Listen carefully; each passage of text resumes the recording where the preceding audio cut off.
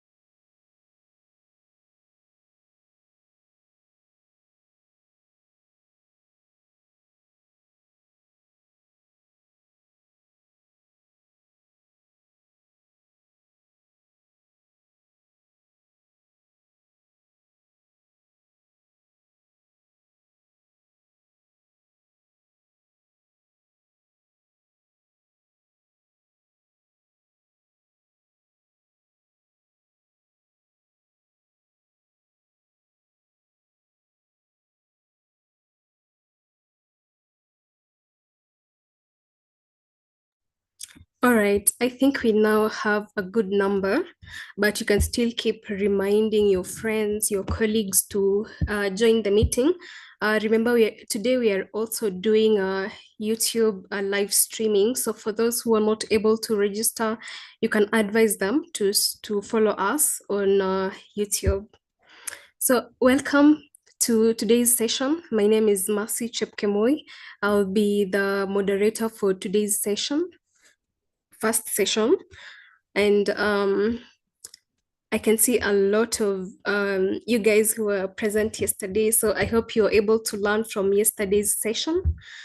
And just to recap, for those who are maybe not present in the meeting, yesterday was our official pre-forum workshop where our executive director, who is Joshua Aluga, was able to take us through healthcare financing, the basics of understanding healthcare financing. We were able to learn what is healthcare financing. We were able to know the core functions of healthcare financing, where he talked about revenue generation, what is pooling of funds, what is purchasing.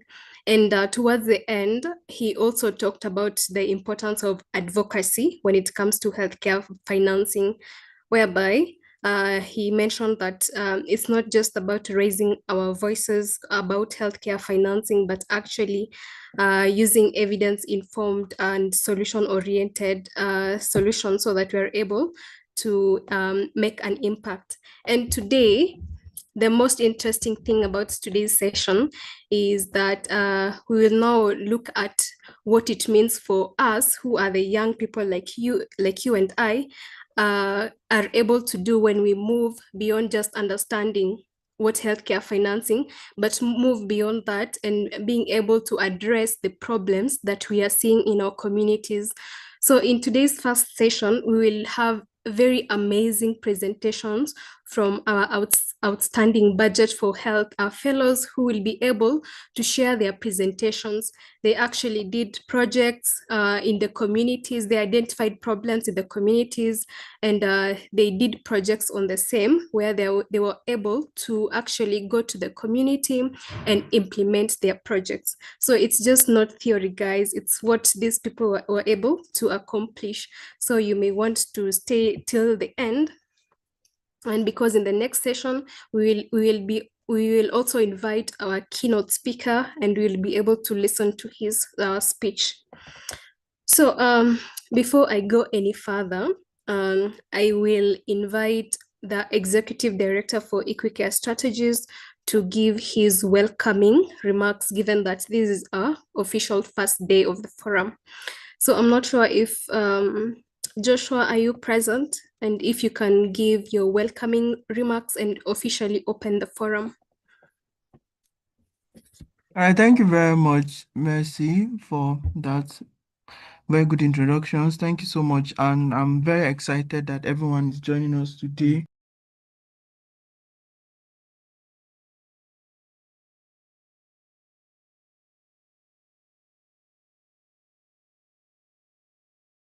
So thank you everyone for joining, and it's a pleasure hearing from you and for everyone joining us today. I welcome each and every one of you to this very exciting conversation. This is something that's a major challenge we currently have in Nigeria health sector, and I'm so excited that we have like quite a large number of young people that are also interested in these conversations. We started since last year, and we're trying to see how we can bring in a lot of large number of young people to join us in this conversation. And it's so excited that, and but as the year moves on, we are having like more large number of people coming to join in, and it's so exciting to be able to speak to each and every one of you, engage in these discussions, and looking at the outcomes that can come out of these discussions. So I welcome each and every one of you to the Youth Health Financing Forum 2026. It promises to be very, very exciting and very, very eye-opening because of most of the things we have planned throughout this forum. And I want each and every one of us to pay rap attention, take notes, contribute, and also share our own experiences from the work we're doing, from what we've seen in our communities, and what we are currently seeing happening in the country at the moment. So thank you everyone, and I wish you each and every one of you all the best throughout this forum. Thank you and have a wonderful session.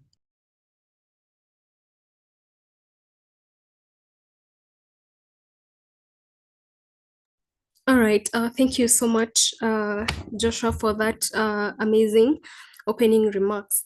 So, I see that the time is already moving. So, we will begin straight away. And for the first session, we are going to have, as I mentioned, we are going to have our budget for health impact fellows giving their amazing presentations on what they were able to do for their projects. So in this presentation, I hope you're going to be inspired to actually move beyond just seeing problems related to healthcare financing, but actually take another step and be able to see how you can actually be able to solve that. So we have three amazing presenters. We have Muhammad Kabir, we have Ibrahim, and finally we have Dr. Akin Pelumi. They will each have 10 minutes to make their presentations, and then the audience, you will have time to also ask them questions. So without further ado, I want to welcome our first presenter, who is Muhammad Kabir. Muhammad, are you present? Are you ready for the presentation? Kindly project your slides, and then you can begin.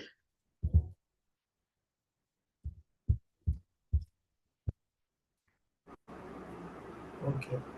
Thank you very much. Uh, Good evening, everyone.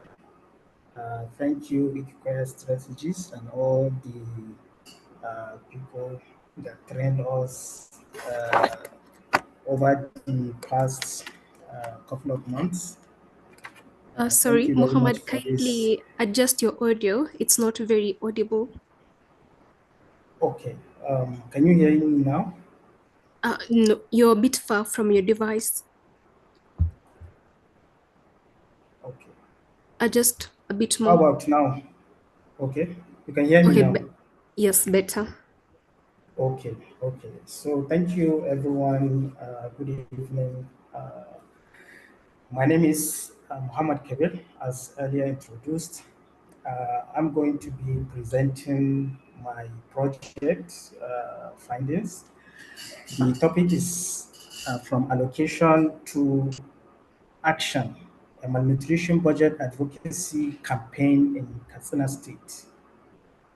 So, uh, the problem of that leads to this project is mostly based on the information or the news that we have seen that the state government have dedicated some funds for the uh, malnutrition emergency.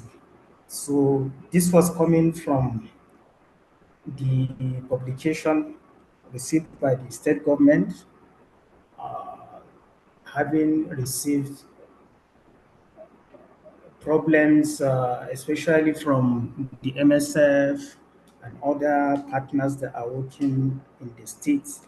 So what was observed is that there is increase in the malnutrition cases. There is a double case in some LGAs.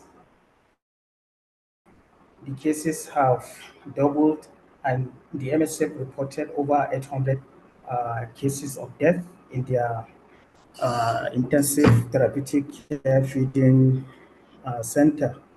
So initially, when we started the project, we are following 500 million naira that the government dedicated to in collaboration with UNICEF. So, but later on, as we started, we discovered that the government have gone further because after that, they have uh, assigned a committee that works on it. So it further now allocate 1.5 billion naira for that. And it was discovered that the rural communities are the ones that are being affected more in this. So what we have done, first of all, we conduct a desk review at the primary healthcare authority. We are able to get some information, especially the committees, reports, and the TORs.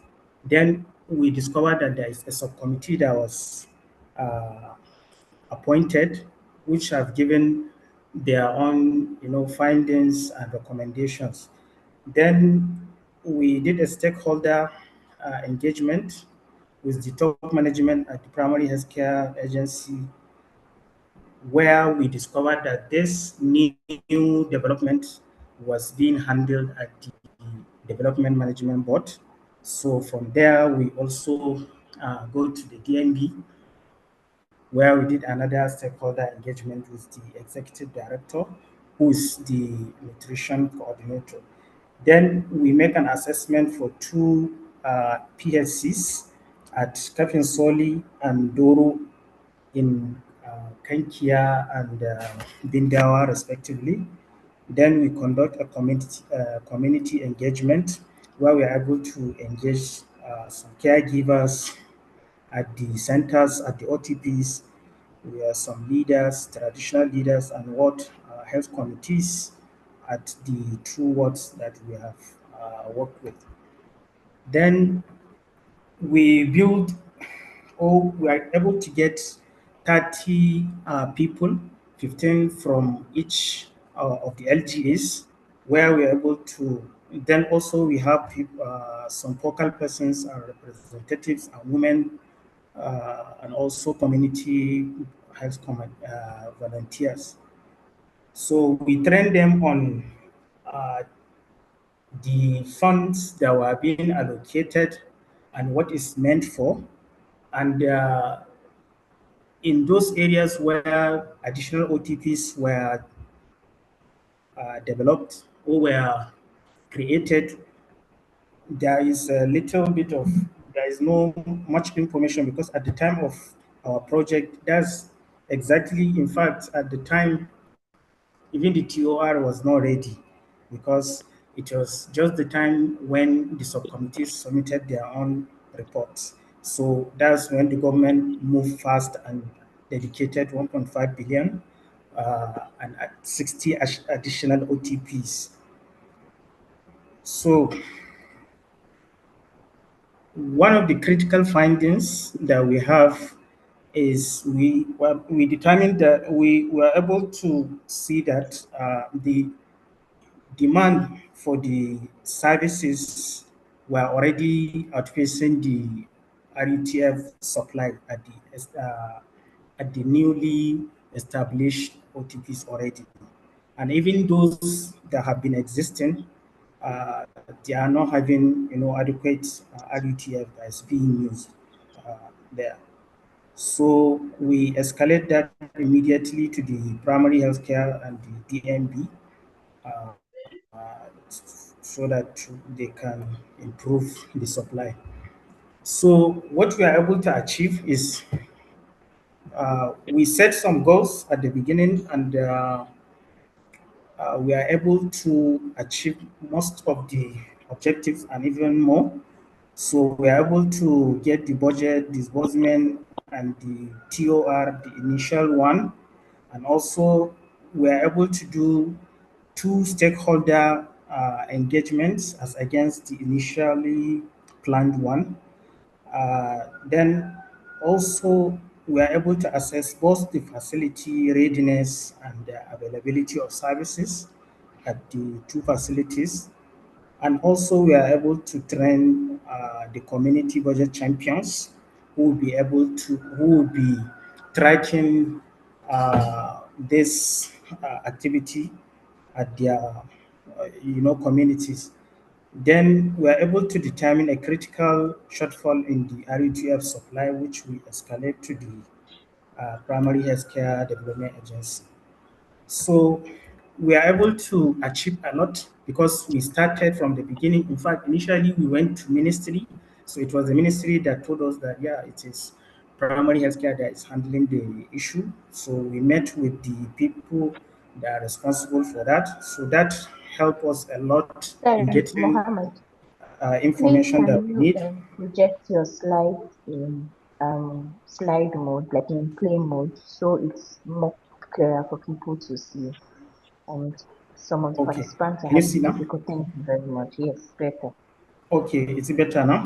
Okay, so then we discovered that knowledge, not willingness, is the barrier. So the communities were eager, to participate in the activities and to monitor the spending and how things are going.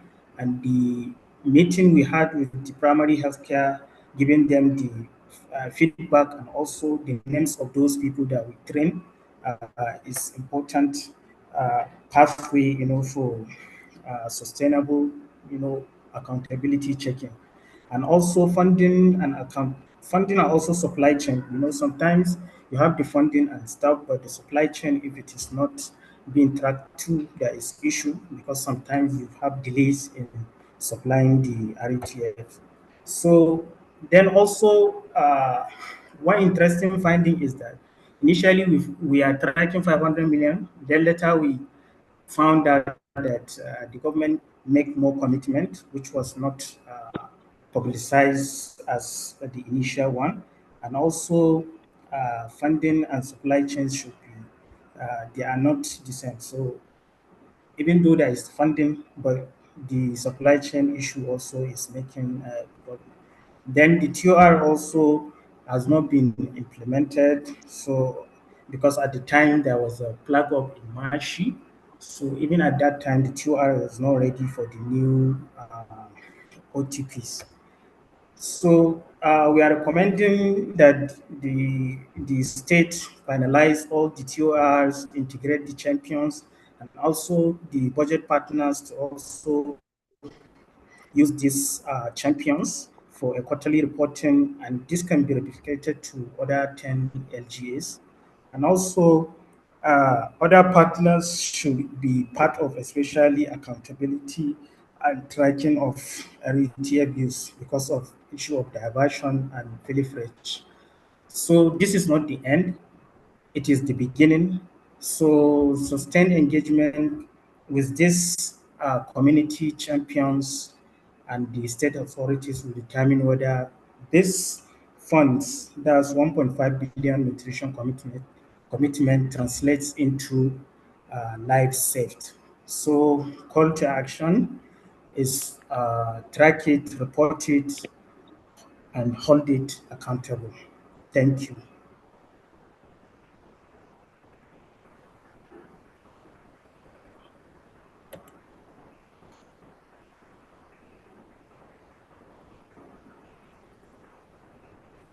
Wow, thank you so much, Mohammed. Let's give him a round of applause. Kindly react in the chat box or okay, all right, yes. So that was an amazing project, Mohammed. So before we continue to the next presentation, I'm sure the audience maybe have a question or two for Kabir's project. So kindly send it in the chat box before we proceed. Or you can actually raise your hand so that you're able to ask directly.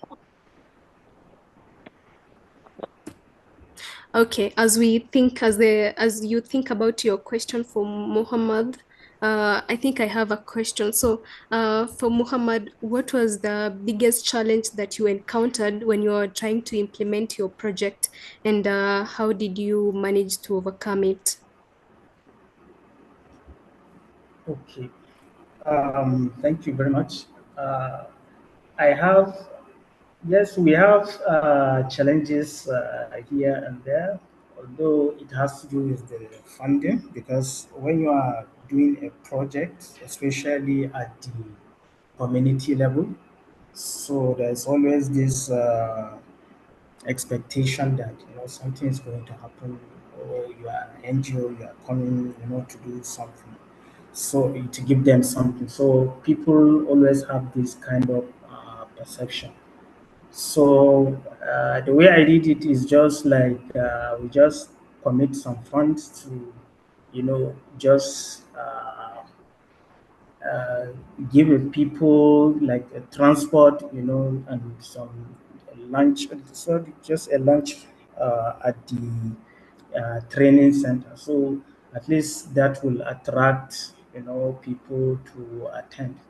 That's just the biggest, but like I said, the people are ready, at the community. So whenever they are all approachable, and they are ready to participate, and they are mostly uh, the issue is before they know what you are going to do, that's when where the issue is. But by explaining myself clearly and introducing myself, going to the leaders, especially at the beginning, they are the gatekeepers. So I meet them initially, and I explained everything to them and invited them to the training. That helps a lot, and they understand. We have a good understanding. So that's majorly my challenge initially, and that's how I.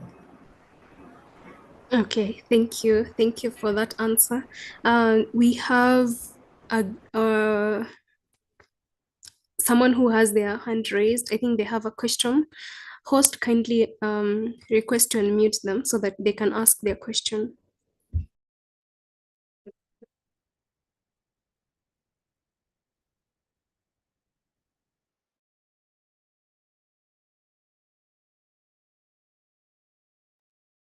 Yes. Can I take the floor? Yes, yes, please. Okay, thank you very much. Thank you, Kabir, for the presentation. Just very apt and very interesting. I only want to ask you, in the course of the project implementation, so much we achieved. Did you factor in any sustainability plan? That's one, apart from the champions carrying out the activities. Then along the line, I saw that 1.5 billion was raised, another it was equally supplemented later. Don't you think there's need to equally factor in domestic resource mobilization? And if so, how will it be able to fit in to this project? Because we have organizations in states, and we have such organizations, we have what we call corporate social responsibilities. And in such a case, like the state I'm speaking from, Ondo State, we have Okay. NDDC, we have Usopadec, we have some of them that they have health as part of their aspect of intervention. Did you factor in, and if so, how do you wish to carry it out if you have such organizations in your area? Thank you. Okay. Thank you very much. Uh, Let me start with the first question. You said the sustainability plan. So sustainability for, I just want clarity, like sustainability for the accountability part, or the sustainability for the Okay, okay. Just for clarification, malnutrition program. uh, Okay. to sustain what you achieved, your Okay. Okay. achievement, how can you elongate the lifespan of your achievement? Thank you. Okay, I think to sustain that, since we already have these champions, they are on ground, they are already there, and they are trained. So those is, and we already made the submission to the primary healthcare agency. So it is the, like, if the primary healthcare agency have, taken it upon themselves to track, to continue with that. I think that would be the best. And also the DNB, I know they are very interested in it, because DNB is an institution established by the state to, like, kind of be responsible for, taking charge or managing anything that has to do with the development, and especially with the partners and the NGOs coming to the state and other, developmental bodies. So what they do, they try to, make sure that there is no much duplication. That, okay, this area has been filled. You have like so many people doing, let's say, one program. So they want to make sure that, okay, whoever is coming with their funding and stuff, they want to make sure that they have align with the state's developmental, plan. So where there is gap or where there is more need, they try to make this allocation there. So I think the DNB has much more, to do with that. So, but for me, and even the time frame that we did the project is just 1 month, so uh, it will be difficult to have the sustainability there. But if these institutions, the primary healthcare and the DNB, could, keep track, or, engage these people and continue working with them, I think this thing will continue, and they will have clearer picture, and engaging especially the communities to do that. The communities, then also, this is maybe in line with the second question about the funding, right, from the domestic funding, if I heard you right, from the community. Well, Yes.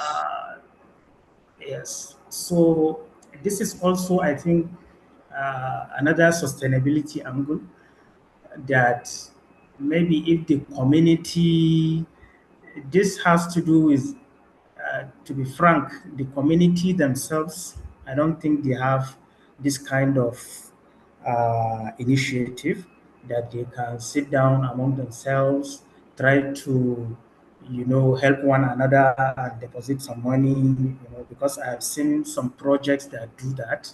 They go to the community, create some support groups and all that, and networks. So for that to happen, I think they still need to have an external, support to do that, because for them, just like I said, knowledge, not willingness. So if there is a proper engagement at the community level about how this is important, and you involve them from A to Z, all, what needs to be done, I'm sure it is achievable. But like I said, knowledge is the key. So they have to be enlightened about all these things. Yes. Thank you. All right. Thank you so much for that response. Okay, we are behind time, so let's quickly move on to the next presentation by Ibrahim. Ibrahim, kindly begin projecting your slides. For those who have further questions, you can, for Muhammad Kabir, you can leave the questions in the chat box and then he can answer at the end of the session.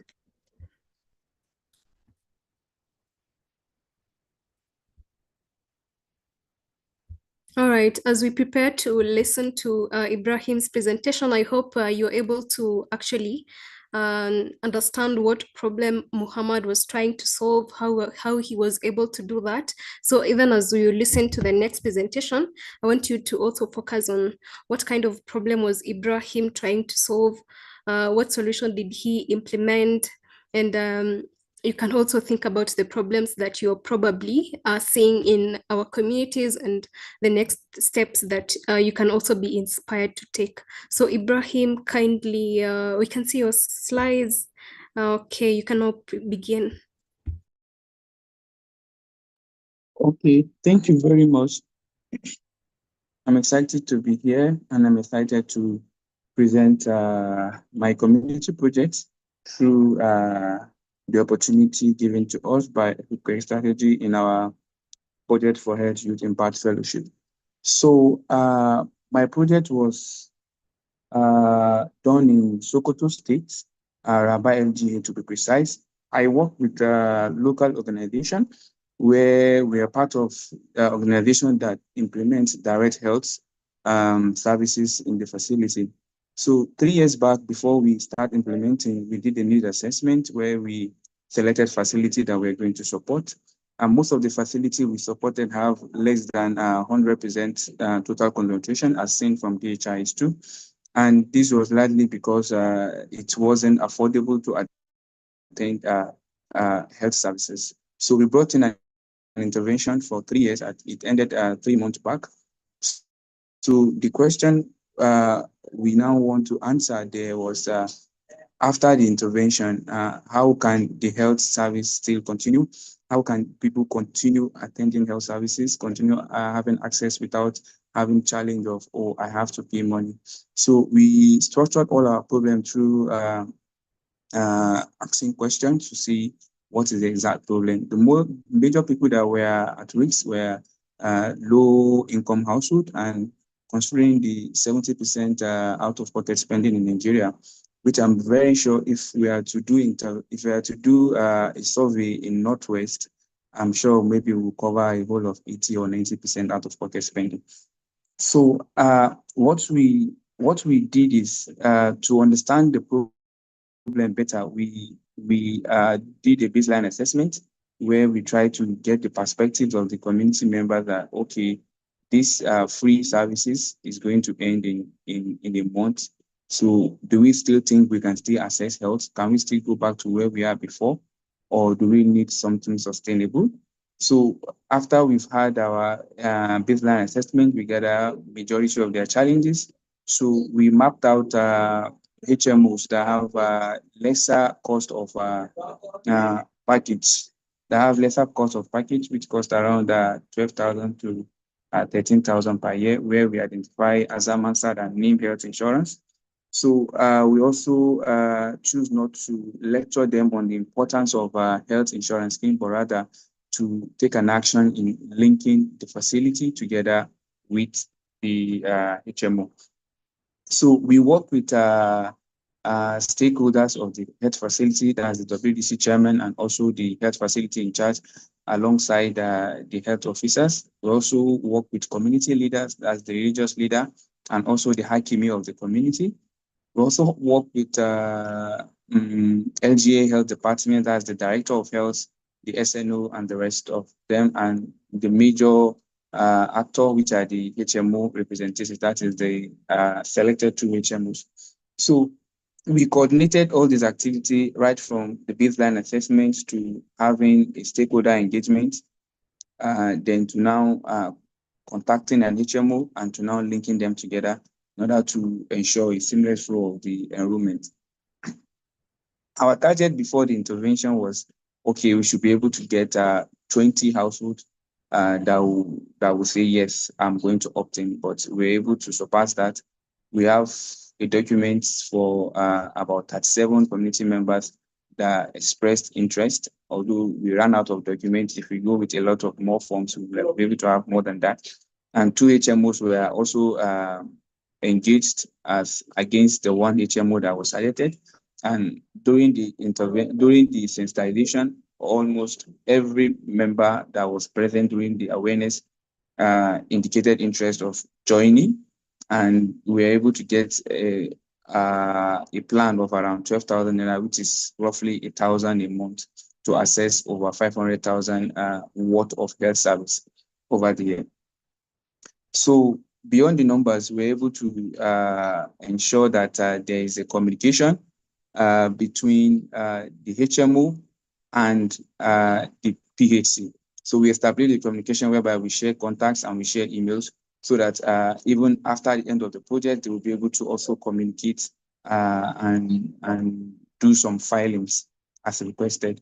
So the leadership of also the facility expressed we're very happy with the intervention, because they felt it's going to help a lot to ensure people can come to health facility without thinking, oh, I must have maybe 500 naira or maybe 1,000 for consultation fee. So you can freely go into health facility and get consulted and get tested.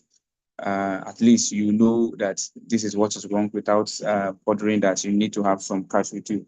And also the 37 people that expressed interest earlier, before this, at the end of the survey, at the end of the awareness, they indicated that their own thinking was HMO was for only government health workers, not for people that are not working under government. So we're able to change their perspective in terms of awareness.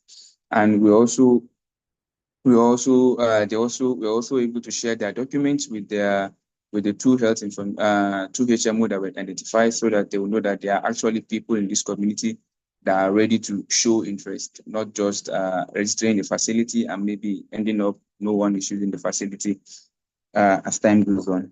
So what worked for us is the phrase of what happened after the end of the project, because the service were free before. So now, from next month, the service won't be free again. Then what next are we going to do? And also bringing in the facility in charge, and also the community leaders also help in improving the binding. Also, one key thing that also stood out again was trying to link the pooling process, the contribution process. That is when you subscribe and you don't even use it, your money goes to also helping others. So because most of them, the religious terrain, we're able to tell them that religiously you are helping another life, being that the money is being used for another to treat another person. So what surprised us most was the turnout, the acceptance. It was massive, and we are very happy to see that a lot of households, none of them even show a resistance of, no, I can't pay money upfront. They went, oh, to treat a malaria here cost us roughly about 10,000 for each malaria you want to treat, and we are now paying to now get a subsidized rate, no payment for this. And most of them, their family, and most of those, the head of family that normally travels and feeling that if they subscribe, that they will be able to send their family member even when they are out of the town to also access health facility without stressing themselves on maybe sending additional money for consultation. Really, it's one thing that we get to hear from them from their own perspective after the awareness.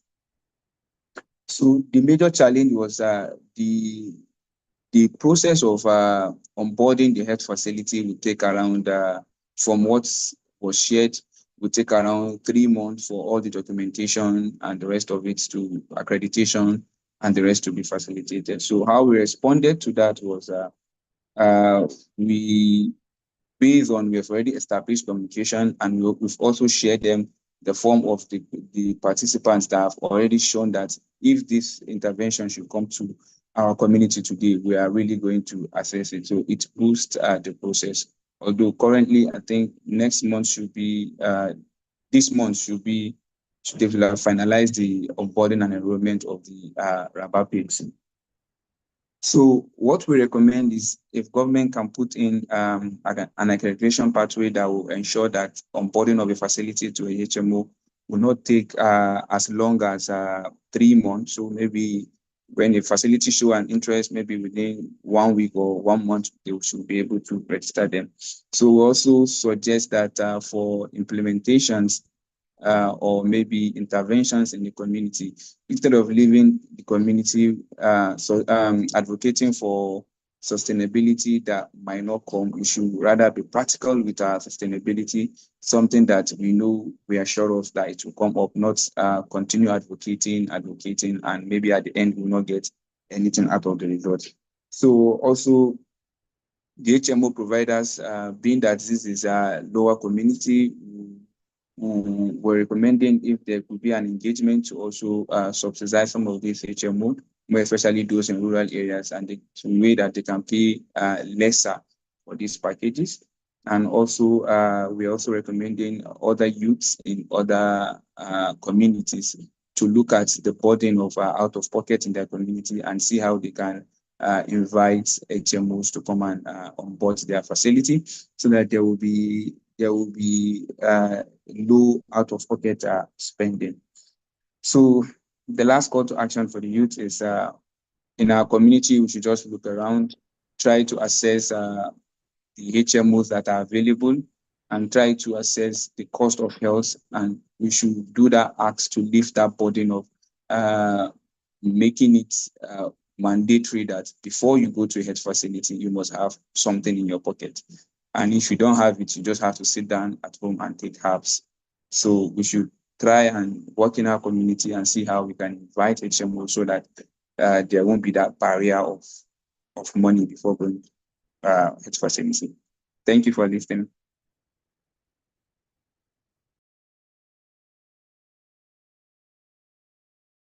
Wow, amazing presentation. Let's give him a round of applause. That was a nice presentation.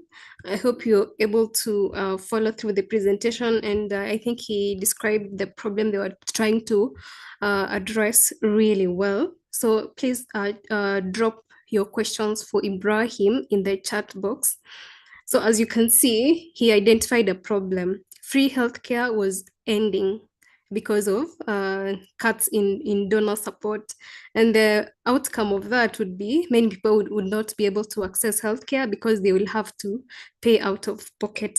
But Ibrahim basically said he will not wait for that to happen. He will not wait for the government or the ministry to intervene and maybe come up with something for the people, but he actually said he would actually try to work with the local government so that he's able to actually contribute to that. So that's an amazing presentation. Anyone with a questions for Ibrahim, kindly raise your hand, or you can actually even drop in the chat box. And I think he has left for you guys a really nice call to action. So as you think about your questions, maybe Ibrahim can end his presentation so that we have Dr. Kin Pelumi's presentation being uploaded. Anyone who has a question for Ibrahim?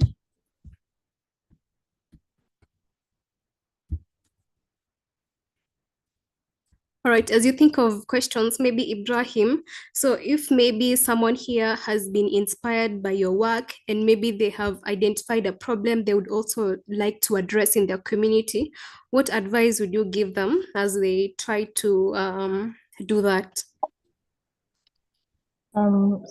Mercy, someone has a question. All right, okay. Okay, kindly give them unmute. All right. Good evening, everyone.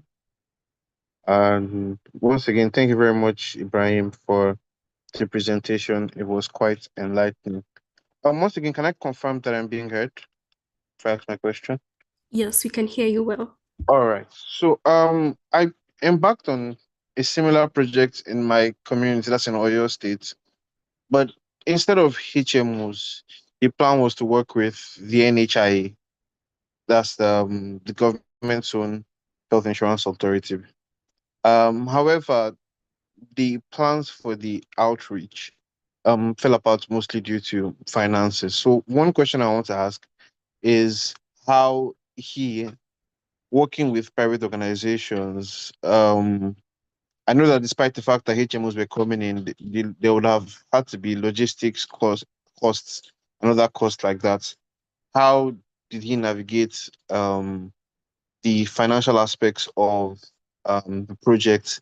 Then the second question is um, why he decided to use private HMOs instead of the NHIA, because the NHIA has its own um, plans and packages for health insurance. So yeah, those are my two questions. Thank you very much.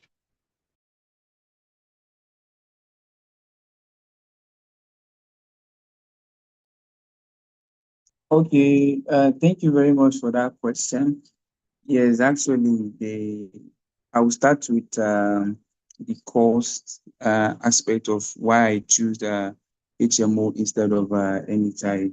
Actually, I started with advocating because while I was doing my need assessment, they indicated that there has been an enrollment for NHI before in the community. So, but the documentation were done, they brought all the forms that people put in for it, but there was nothing after that again. So I tried because the director of health was there. He also put more light on, yes, there was a documentation, yes, there was document. They were now asking that what was the cost of people not being able to now access the facility uh, at free of charge as planned, because at that then the minimum package for the NHI then was around 10,000 naira for a year for a person. So the conversation wasn't clear, the challenge wasn't identified. So I wanted to take it up through, I wanted to make it a challenge, take it up as a project to now go through state level and see what was the reason for the breakout. So that was why I now checked for the private HMOs.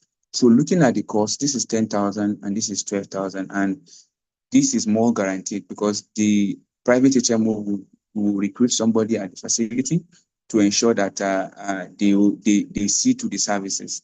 And they have, and whenever they come to access services, they will profile them as at when needed. So there will even be job opportunity for somebody in that community. So I felt instead of going through the government system, trying to do some politics, okay, let's just bring something out for them to start using. Then maybe later on we'll now focus on the government-wide approach.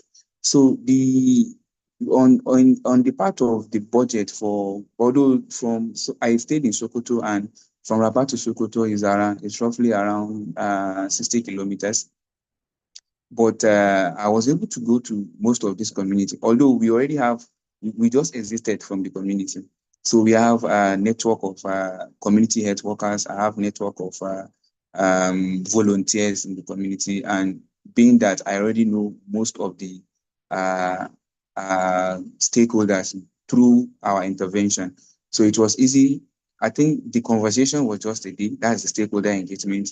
I make them see the need, and within the day, the buy-in was there based on they say, oh, this person is calling us, and I've been through the community on several occasions. So what I only incur was the cost to go to the community, and even I plan to share something during the awareness session, but the community leader now said, oh, I shouldn't worry that he's going to take care of that. That they are his people, that what I'm bringing is something that's going to save the community. So I don't actually need to spend any amount from my pocket. So he was the one that even took charge of the mobilization in with the support of those our health coordinators that we just finished project with.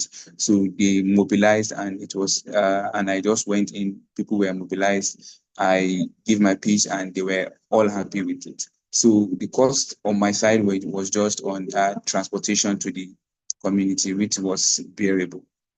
And the HMOs we contacted, when I identify one, I get the admin, and the conversation was mostly through WhatsApp. And when they require some documents, then they submit their mail, and communication was done through mail.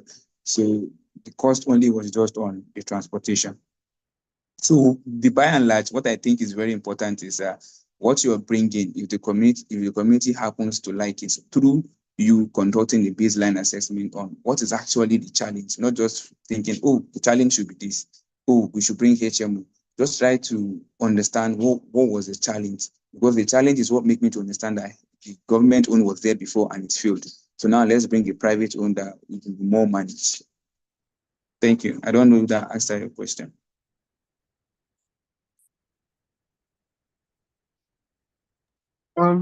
Yes, I think that answers my question to a good degree. But also, I wanted to ask, for instance, when I was thinking about, I was conceptualizing my project, I was thinking, since we're coming to talk to them about health insurance, and they might not be receptive to it, we would hold an health check outreach where we would check vitals just to get community members to come, because I did think that telling them, "Oh, I want to talk to you about health insurance alone," might not be enough to sway community members to come. So I suppose that was the thing that was different. You just going straight forward to talk about health insurance, and then the idea of wanting to go through uh, the normal outreach, do health checks and all that. And then also, did you go with a team or it was just you? Yes, the health awareness, like I told you, we already have a team there that we just finished with. So I have a team of I have medical doctors that we just taught that are in the community, and I have community health workers that are in the community. So after I finish giving my presentation, they are the one that in most cases, what I think was very important is using the community people, because they are the one that contextualize by giving them an example of maybe a malaria case treatment. That, okay, you want to treat malaria, it costs around 10,000. But if you register for an HMO, you might be spending something around 3,000 based on consultation fee will be free, medical lab test will be free, you only pay percentage for drugs. Or maybe you travel out of the community. Most of them do travel to maybe Lagos to go and work and leave their family here. So they normally send money to family members to go. So sometimes when it comes to health, they will be like, oh, me, I don't have money. But if you are now in a place whereby all you need to do is just give approval, go to the health facility. You don't need to think about, okay, let me send something. So they contextualize it to them to the extent that they understand the importance of it. So what I think is very important is starting with the community instead of starting with the importance. So when the most learned people, or maybe the leader of the community understand it, they will be able to help you tailor the message more to the community understanding what you want.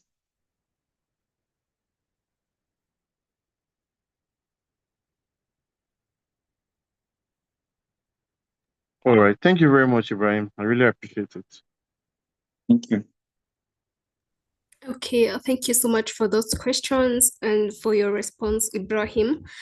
So, without wasting any more time, let's invite the next presentation from Dr. Akin Pelumi.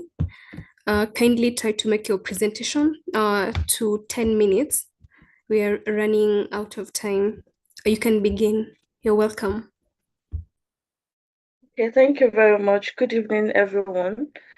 Thank you to the team, the Equal Care Strategist, for this opportunity, for the fellowship, and also to make this presentation.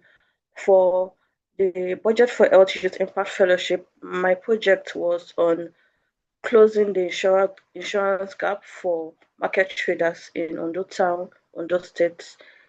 The tagline was Alafia for Lodger, which just means wellness for trader. Please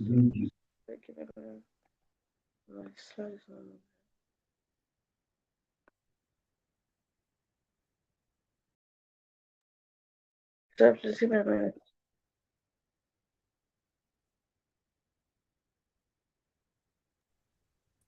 Dr. Akin Pelumi, I think we have lost your slides. Okay.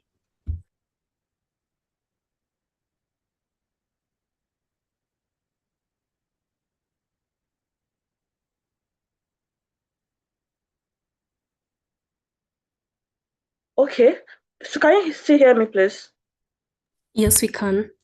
Okay, sorry about that. So, in Ondo State, just like in everywhere in the country, the population coverage for health insurance is quite low. And now the state is at 4.9%. And the challenges that we've identified mostly is that a lot of informal sector workers are not really aware that there is a scheme, an health insurance scheme that is available for them. Those who even know about health insurance believes that it's mostly for people who are employed by the government using the national health insurance, or by the state government, or by companies and corporate organizations. So this is actually creating a lot of burden on patients. And I noticed this gap because as a clinician, I see a lot of patients come in who are not able to afford their medications. And when you even ask them to come back, they do not come back for follow-up due to the cost of even the consultation, let alone the drug. So a lot of household have weak financial protection.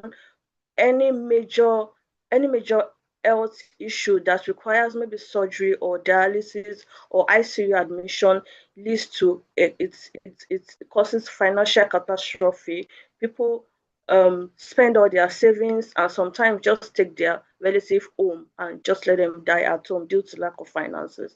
So the goal of this project is to increase awareness among the traders, to boost their willingness to enroll, and to strengthen resource mobilization and risk pooling so that there is more funds available in the pool, which will, of course, lead to increased coverage and increased quality of services.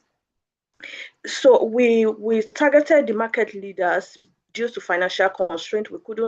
Um, we couldn't speak with all of the market traders in Ondo Town, but the leaders of the major markets in Ondo Town, which are like about 5 major markets, there are 25 of them. And when we did a baseline evaluation, we realized that 100% of them have paid out of pocket for healthcare. They pay out of pocket for healthcare, and only about 34% of them have heard about health insurance. And none of them knew about the enrollment cost or even the process, and a lot of them admit that the cost of treatment has prevented them or their family member from seeking care in the past year. So what did we do? This is a kind of like a phase one, the beginning for this intervention. We organized a community-based sensitization at the markets. We did a pre and post intervention to measure the knowledge shift, and there was a highly interactive and educational session by the Ondo State Contributory Health Commission, which is the organization that is responsible for the oversight of health insurance in the states. And at the end, we submitted an advocacy brief to this commission. We noted our findings, we noted the intervention, we noted our recommendations, and we used the advocacy brief to draw their attention to this group of people, the informal sector, especially the market traders. So the partnerships, we were able to have partnerships. The key partners was the Ondo State Contributory Health Commission. Then we also partner with a local community based organization, and the primary health center, the market leaders and their union. The youth are actively involved. The project was led by myself and my team. We are youths, and then we have young people volunteered with data collection, photography, and video documentation. So what did we find out? Out of these 25 market leaders, the baseline evaluation shows us only 34% was aware of the scheme. Is called Orange Health Insurance Scheme for informal sectors. So at the end of the intervention, there is 100% awareness. There's 100% knowledge on how much it costs for individuals below 60 and above 60 for families, and 100% of them knew how to register, and 96% of them signified the willingness to enroll at that point. So beyond the numbers, this intervention was successful because of the partnership that we formed, the collaboration that we had with the Ondo State Contributory Health Commission for sustained engagement, because this is just the beginning, because they were there on ground to listen to these market women, to hear the myths that they've had, the preconceived ideas that they've had, and to educate them, to tell them about the cause, the waiting period. It helps to foster trust and has opened the door for continuous engagement between the market traders and the commission.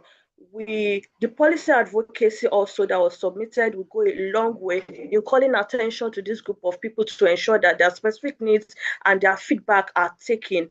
It also helps us build community trust and accountability. Of course, we also believe that this could be a model for other community-based organizations or groups to go all out to involve more numbers of persons in raising awareness for health insurance in Ondo State. The key lessons learned, what worked well for us is due to financial constraint, we're not able to bring all the market traders together because there are a lot of them. So we have to just focus on their leaders, and even for them to come out actually, because health insurance is something that is still novel to them, we have to use free medical screening, which our partner, the community based organization, helped us with. So this first medical screenings was a great way of attracting them to come out of their stores during trading hours. And the partnership with the commission, it lent credibility and trust to the information that was shared. It was not just coming from me, it was coming from the commission themselves, the officers from the commission themselves. So they were able to answer lots of questions, and we were able to leverage on the existing relationships between the primary health center and the market unions to promote buy-in. They were the one who helped us, penetrate the market unions and their leaders. So our biggest challenge was, getting the traders to leave their stores during business hours. But our partnership was to offer free medical screening helped us with that. And a lot of them really have zero baseline knowledge on. So it took a lot and lot of time and even continuous follow-up engagement up until now to still provide more information on how it works, the cost, the process. So our recommendations to the government and to the commission was to establish continuous engagement with market traders through union meetings. They were able to get a discount for as a union. If they are going to register as a union, they were going to get a discount on the premium. So we also recommend for them to bring the health insurance directly to the marketplace, because one of the scorecards that we the feedback we got from the market traders at that forum was that they want there to be the barrier to accessing the enrollment should be reduced so that they can register in a place that is close to the market.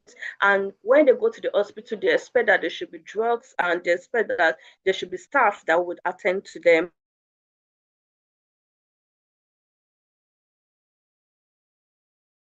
Feedback, community mechanisms. So recommendations to civil society also include for them to replicate this model in a larger scale and to use mixed method research to probably properly understand the barriers beyond just the awareness, and to explore communication channels, digital media, peer education to reach more persons.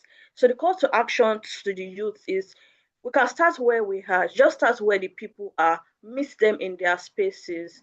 The groups where you can, in places where you can find groups of persons, the bus drivers, the Okada men, just meet them where they are, and let's make health insurance information available. Well, let's start with one community, one conversation, and one life protected at a time. Thank you very much.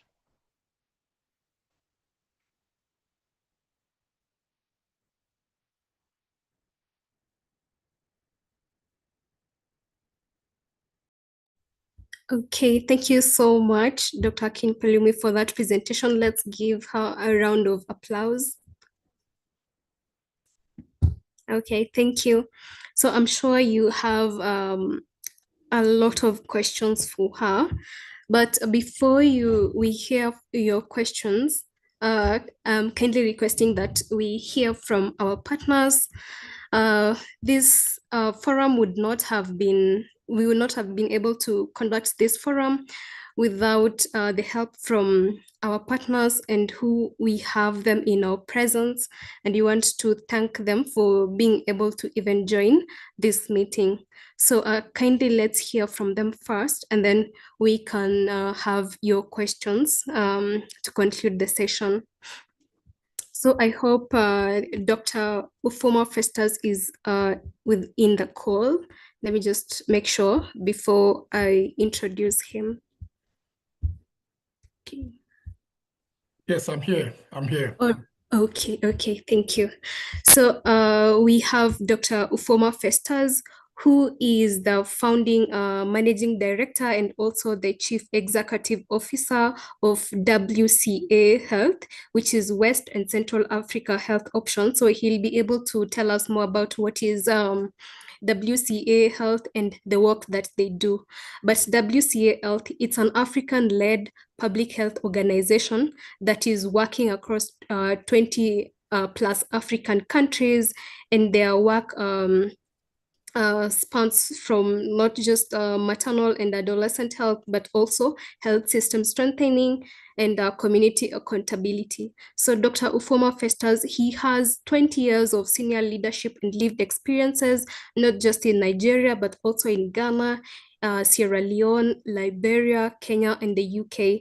And he served as the Chief Africa Officer at Options Consultancy Services, overseeing a multi-country portfolio that included Wish 1 and 2. And he has also built partnerships with governments, the Gates Foundations, the UN agencies, and many other organizations, mobilizing substantial donor investments for locally led and sustainable health systems across Africa. It's such an honor to have you here today, Dr. Ufoma Festus, and thank you for honoring our call to be present today. So I kindly invite you to make your presentations. Welcome. Thank you very much. Invite him with a round of applause. Thank you. Thank you very much. Thank you very much. I really enjoyed the last presenter, and I was almost popping in to say, let us have the questions and answer for people on the front line, because they get to do all the work. They get to do all the engagements that gives us evidence to advance our work. So Dr. Shakirat, my sincere apologies that I'm being brought in, but everyone, please keep your questions. They are very important. The joy of this session is that I believe is the best of investments by EquiStrategy, and I want to thank them for giving us the opportunity to collaborate and to partner with them to be delivering this. This is completely amazing. If we are to move the needle and transform health for all in our country and in the continent, then we must be creating platforms for these sort of conversations to be happening, not just at the upstream level or people out there, but people in the communities and more younger people. The important why we chose to collaborate with EquiStrategies is this is building for now, not just the future. Sometimes they say, oh, young people, when you invest in young people, you're investing in the future. No, that's not the narrative here. We're investing and doing all of this in young people so that we can move the conversations to the gates. We can move the conversations to people who we respectfully call elders. We need to be part of this conversation. We can't be talking about adolescent reproductive health, child health, without those who are bearing the brunt of all of this. So we can't talk about financing health and health budget and performance and accountability and all those fantastic things. If you analyze the data that Dr. Shakirat presented, you discover that close to 30% or even more, 35% or more of the people she engaged with were young people, and like you said, zero, none of them, none of the people had any form of, insurance that will guarantee access to healthcare services when anything happens. And that's why today's meeting is very critical. And I want us to put our hands together, use your emojis to congratulate the Equi Strategy team. This is the investment for now, not the investment for the future. So thank you very much, Joshua, for bringing all of us in here. I see a lot of some of the names are very big names, very fantastic big names, in the health sector. And this is the right investment. We must invest in you. And I want you to see that. That's why for us at WCA Health, we have had to say, let a lot of young people within our work stream come into this conversation now, because like we say in Worry, you get why. You get why we need this investment for young people now. I don't know whether I have rights to share my screen. Oh, I have rights. Oh my God. Let me share my screen. I think I was told to do a presentation, so I have some 1 to 3 slides, or majorly 2 slides. Can you see my screen now? Not yet. Anybody? We're not able to see it. Okay, content only. Okay, I think I will say content only. Yes. Yes, shared. Okay, I hadn't shared. Yeah, shared. You know this thing with technology. Some of us struggle with it. Can you see my screen now? Yes, we are not able to see it. Kindly, if you can put on a screen share mode. Yes. Just pardon me and presenter views. Good, lovely. So today I'll be talking about very quickly, and let me know what I'm doing for time. I think I was told I'll have 10 minutes, and I've used 3 minutes of my time, so I will go through this quickly. So one of the things I want to speak about today, which is the crux of the matter, how many of us earlier in the year did understand or hear about the budget performance for the Federal Ministry of Health? In terms for the Federal Ministry of Health and the performance of the budget did nothing. That's what I'll just say. The budget did nothing. It's not that the government of Nigeria is not doing stuff. It's not investing, and there's no donor funds doing what? A lot of efforts and work, but the budget did not do something. And that is where accountability comes in. Minister Pate would have done more for the government, for the people of Nigeria, if there was a stronger accountability mechanism. So financing is not a byproduct, right? Accountability is the outcome of strong and robust financing. Anywhere you see government putting money for health, is because there's a healthy, everyone across the chain. Recently, I was talking about everyone everywhere should be involved in healthcare conversations, including accountability. Where you see, for example, in developed countries, good performance, better health outcomes, that everyone everywhere within the ecosystem is demanding for accountability. So, and that's why you see the NHS in the UK has one of the biggest budgets. That's why you see in the US as well, the health insurance scheme, you pay well to access healthcare, and there's a lot of, and that's because people it's a thing of a duty of care. So we can't talk about better health for all, or UHC in Nigeria, without accountability.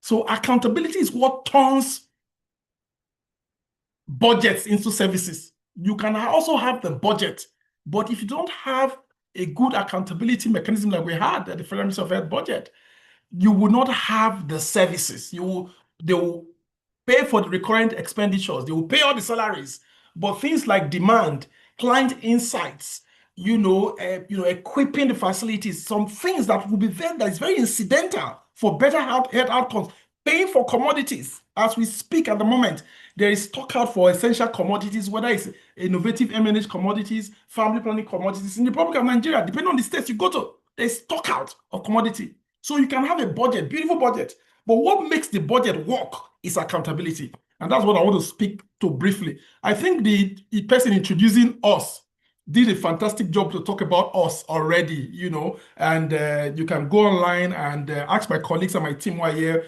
put on our social media, our web handle, LinkedIn and WhatsApp, Facebook, and all that, put them in there so people can learn about our work. But you see, one of the things that how we work is that we believe in evidence first and citizens taking the lead. When we say citizens, sometimes when we talk about citizens, you think it's that older person. You think it's your father only. It's about you. So evidence, evidence, evidence. We don't just talk. We want to use data. We want to look at, okay, what is happening, service availability. We want to use evidence. Then, of course, government owned. There's no way the private sector, Nigeria, close to, let's just say, people say 60%, but when you look at the data critically, almost 70% of healthcare is provided by the private sector. It can never work in standard climes. It doesn't work like that. Government needs to be accountable for healthcare delivery. Now, when we talk about evidence, it's where the money meets the citizens, right? Like I said, budget line only will not make things happen. So communities, you, when we say communities, I'm referring to you, and facilities, we must gather evidence. What was promised? What was released? What arrived? You must ask that question at your PhD as you explore projects, as you do, you do all the mechanics. You must, what was promised? What's the promise? What's the promise of government at my local government? What's the promise? What was released and what arrived? What was utilized? What was it utilized for? And for us, we believe in what we are so proud of is the state-led accountability mechanism, SLAM. And the SLAM is a multi-stakeholder platform. Women, men, professional groups coming together, to talk about accountability, to have a dialogue with the government. And I'll say this, we're not talking about Aluta here. We're talking about working, having a dialogue, structured engagement, engaging with stakeholders. The time has passed where everybody gets angry with government and call government names. It will not work. They will just build barriers. They tell you go to court. That's last, right? As in Nigeria, they go to court. But we must structure our engagement as young people, to be productive. What's the planning cycle? What's the budget preparation cycle? Those are the facts that we need to engage with. And of course, is to look at the commitments. What platforms has Nigeria signed to? Abuja Declaration, they say they will put 15% on health. With your state, are they doing that? Your local government, are they doing that? Why is the budget reflecting that? You should be asking the questions.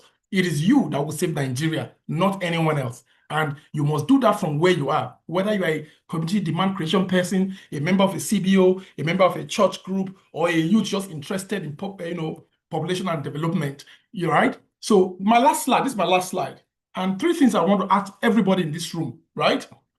Youth power in health financing is not a slogan. It's a set of habits. So you need to develop those habits.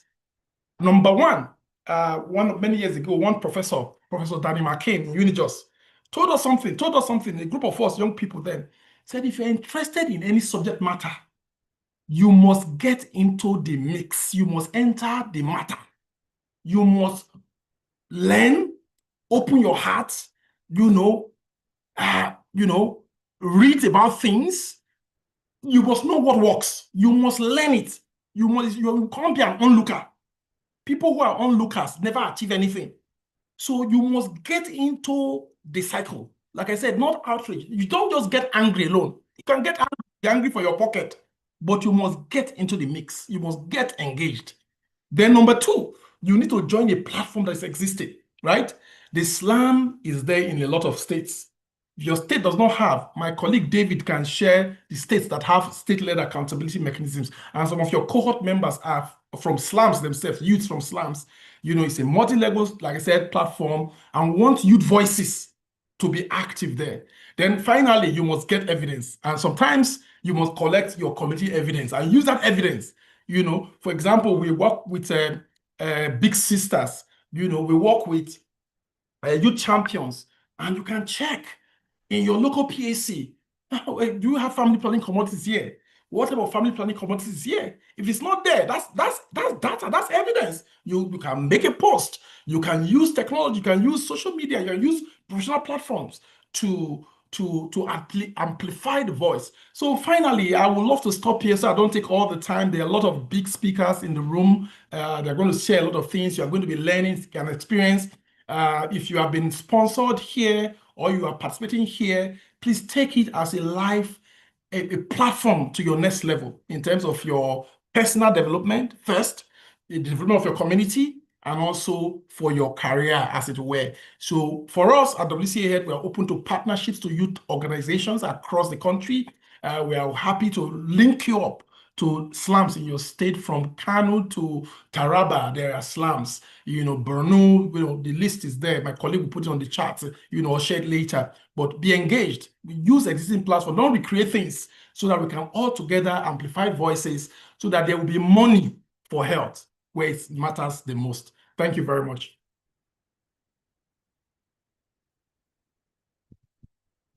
Well, thank you so much, Dr. Ufoma. Let's give him a round of applause. Yes, thank you, thank you. Make sure you go online and learn more about what WCA is. I think we have a number of participants who are affiliated to the organization. So thank you so much, Dr. Ufoma. Because of time, let's welcome our other partner, which is the Budget Foundation, represented by Dr. Davidson. I'm not sure if she is in the call. Let me just make sure. Just a moment. Yes, I'm here. All right. Hello. Okay. Okay. Hi. Hi, everyone. All right. So thank Yes, you. we can hear you. Awesome. So, Dari, please, could you help me share the slides I shared with you earlier? So I'm also trying to conserve my battery because I'm in transit and I had tried to join earlier, but it's a pleasure to be here. And just to run us through what we do at Budget Foundation, we're a civic tech organization that looks at amplifying data to ensure that citizens actively participate. And more importantly, we're able to build a resilient system. So, Dari, please kindly confirm if you're on the call. Okay, so I'll speak to it, and then I'll see once he gets on board if he can also share the slides that I had earlier. So one key thing about us is that we are we're a digital organization that uses information, like I mentioned earlier, to ensure that citizens actively participate. And we've been able to implement a couple of projects across board. And one of it is that we're able to implement some theoretic areas that look at how we're able to ensure that research and policy is covered. We also have one of our thematic areas that look at service delivery and civic engagement. We have a department called the Extractive Transparency, the Open Governance and Institutional Engagement. Now, for the back history of the work we do in terms of health, our accountability mechanism started sometime in 2019 when we started looking at how can we be able to track healthcare funding that was looking at COVID-19. And we're able to do that through the CTAP project, which is COVID-19 Transparency Accountability Project that looked at promoting accountability through the COVID-19 funding. And then we're able to track fundings across 9 countries: Ghana, Cameroon, Liberia, Nigeria, Zimbabwe, and Senegal. So far in our project right now, just to save some time on it, we're looking under the SHS system, which is the Strengthening Health Unit. We've been looking at healthcare financing and policy analysis. We're looking at strengthening primary healthcare accountability systems. Thank you very much, Dari. So just move to the pillars of SHS. We're also looking at facilitating civic ownership, participatory in service delivery, and then we're also looking at stakeholders' engagement in the healthcare system, especially stakeholders at all levels. So looking at young persons' inclusion, and that's one thing that has stood out for the work we do. A lot of young persons are not represented at the table in making the decisions, especially decisions that govern service uptake and also service delivery. Now, the other thing that we're also looking at is how are we able to work with existing structures, the WDCs, the state boards, the state primary healthcare board, how we're able to work at the national level to ensure that we have an all-encompassing team that also ensures that there's inclusion and participation from the vulnerable groups. So we're looking at persons with disability, women, children, the elderly, and those who may have special context, ensuring that age socioeconomic status, gender is not a barrier into seeking equitable and accessible healthcare services. And the other point that we've also been able to do is how are we able to use our community-led advocacy and monitoring services to improve health financing, technological infrastructure, and then also deployment. Initially, when we started our unit, I'm on slide 13, Derek. When we started our unit, we started across 5 states, Gombe, Yobe, Kano, Kaduna, and Niger. And then we started at 75 facilities. We moved to 300 facilities across the nation. And currently, as it stands, we are over 5,000 primary healthcare, slightly above 5,100 primary healthcare services that we are actually involved in and tracking, and we have tracked. And we're looking at expanding this to 10,000 in the nearest future. So for us, we want to deliver quality healthcare services. And the only way we can deliver quality healthcare services is if we have young persons in the room.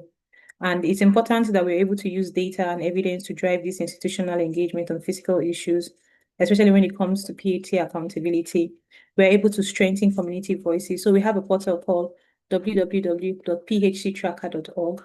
And what this portal does is that it collects feedback from the community on their responses when they access care, either as a patient or when they join, or as a concerned citizen rather, when they visit the facility to support maybe their relatives or out of concern, and they're looking at ways in improving the primary healthcare service in their community itself.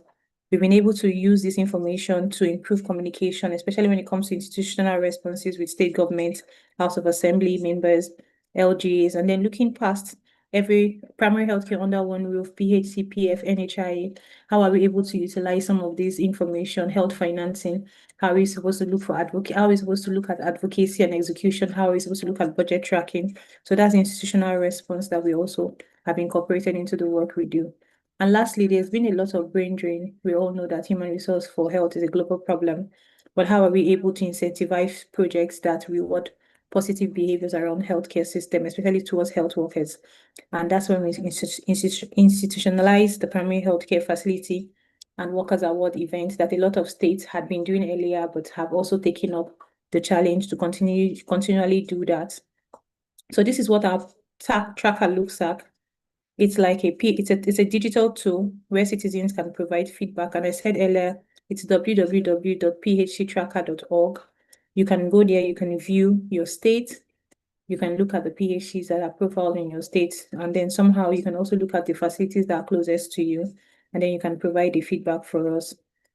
This is what some of the information looks like. A lot of this information have been utilized for engagements during community engagement activities during town hall meetings, focus group discussions. They've been used in mobilization. They've been used in advocacy calls. They've also been used to assess facility progress. And one important thing that this portal has taken from us is that it has also provided insights in the current state of feedback that looks at the current state of the health facility, for which we've been able to use this feedback to engage government stakeholders, and the community voices are heard. So for us, our partners are civil society, community structures, community-based organizations, religious leaders, and these are because these are fundamental people in the system, and more importantly, active citizens such as the young persons that are listening to us on this call. You are our partners, and I think I'll just take a breather here and run us through or give room for feedback if there are any, but please kindly let me know how many minutes or how many seconds do I have left. Two more minutes. Okay, so the key thing about this work that we do is not just about tracking PHCs. It's not about putting spotlights. It's ensuring that we build trust in the system, we build ownership, and more importantly, we ensure that we improve health service delivery across the nation. We all know that health is wealth, and someone was speaking about accessing care for malaria. I recently spoke with somebody who had treated malaria in one of the states, and she told me she had spent over 50,000 naira to treat malaria, and people screamed in the room. And the question is, how many Nigerians can actually afford 50,000 when she could have easily gone to primary health care? And I do not judge her reason for going private, but she should have gone to primary health care, or she could have gone to primary health care and had cheaper services, or or the same quality service, but at an more affordable rate. But because of issues surrounding the primary health care around her, she couldn't access them. So she was forced to use a private hospital. And note, there's nothing wrong with using private hospitals, but the cost implication of it is something. And then also ensuring that everybody has timely access to it. So how much of community ownership, how much of trust are we building, and how much of a resilient healthcare system we will build will all depend on how much work each and every one of us are contributing to. So thank you. And I think this is my 10 minutes. And I hope I did justice to it. So thank you very much. Thank you so much, Dr. Davidson. Yes, please. we can give her a round of applause. I'm sure you have questions about the Budget Foundation. Maybe you can leave in the WhatsApp group and you'll be able to get your answers. Okay. All right. Because of time, I would ask you to also hold on to your questions. Amidst us, we have an important guest too. And for that session, I would like to invite Sylvia. If you're in the meeting, kindly take over so that you can introduce our keynote speaker.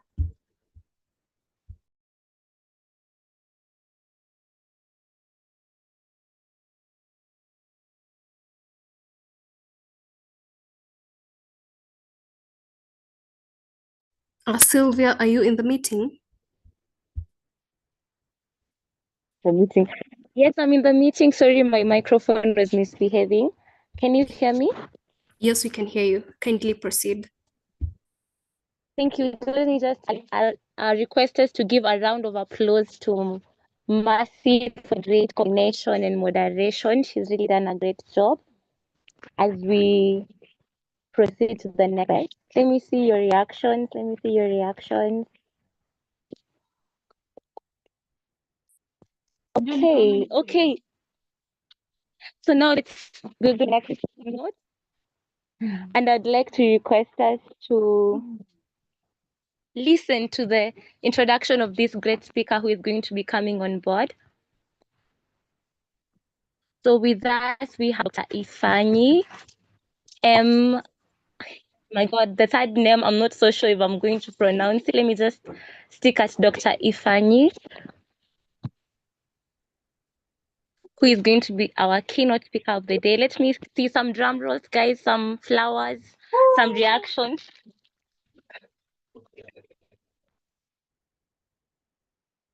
Okay. Let's give our speaker. Okay.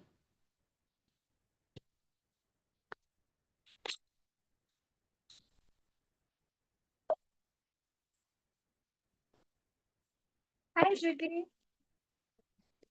You're good.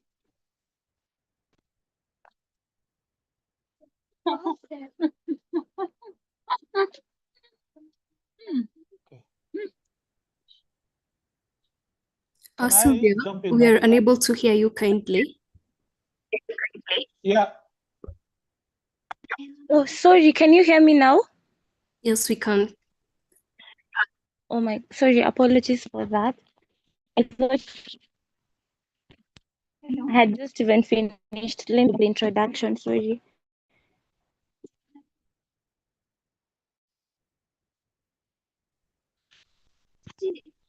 Okay, Dr. I just wanted to know. Ifani is our he's the co-founder of Africa Behavioral Science Network, and he's a public health physician and global health leader with over 27 years of experience in health financing, behavioral science, and health system strengthening.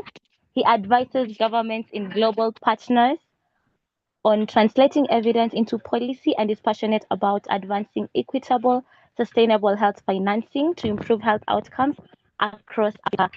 So with our emojis and our reactions, let's welcome our speaker, Dr. Ife. And apologies for the first mishap, sorry. Awesome. Thank you so much. Let me just put up my video briefly. Can you guys hear and see me? Yes, we can hear you, we can see you. Okay, awesome. Well, I don't know when. There's I can hear myself. I don't know if it's okay. So I think the person before you was speaking and she said a very important person. I was like, what are they talking about? Am I the important person? I don't consider myself that important. But I'm really very happy to be part of this. What I've done, I mean, I thought about, again, thanks to Joshua for inviting me to be part of this. And Joshua, grateful for, the work that you're doing to, to bring the issue of health finance into the front burners. I think it's quite commendable. So I thought of the best way to deliver this session. And to be honest, I didn't want to give a long, boring speech because I don't think it's necessary. However, I have 4 slides that that have come up with that hopefully would help me facilitate this session in such a way that it will be a very interactive one, which is really the best kind of session that I like when it's very interactive. So I'll just put up my video, focus on those 4 slides, and when I'm done with them, I would like us to have some discussions. Your questions, comments, whether you agree or disagree, share your experiences, so that ultimately everybody leaves this place more enriched than we came. All right, so these are my slides. So this was the title that was given to me, right? Beyond Promises, Assessing Nigeria's Health Financial Progress and the Unfinished Reform Agenda. The first thing I want to say is that this is a quote from the WHO.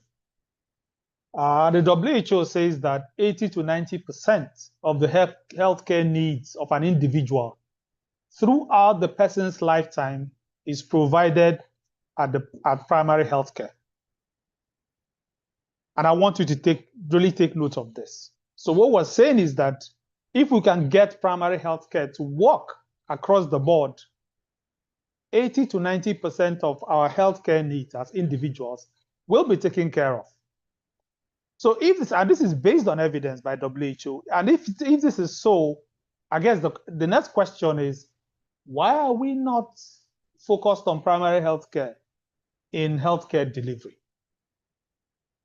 And if you look at the components of the primary healthcare, there is no donor-funded intervention across Africa, in Nigeria in particular, that is not part of that shouldn't be part of primary healthcare. So that's one statement I want to make first from WHO. Then this is from UNICEF and some other partners too, who have worked on this. That 45 to 50% of the causes of under 5 deaths is related to malnutrition. And I want you to think deeply about this. 45 to 50% of the causes, sorry about the typo, of under 5 deaths is related to malnutrition. So if I spin it the other way, what this tells me is that if you want to reduce 50% of under 5 deaths in any country for that matter, you need to improve nutrition of children under 5. Again, the question is, why are we not following evidence in health financing, in the kind of interventions that we prioritize? But I think most importantly, from the first statement that I had there, is why are we not prioritizing primary healthcare?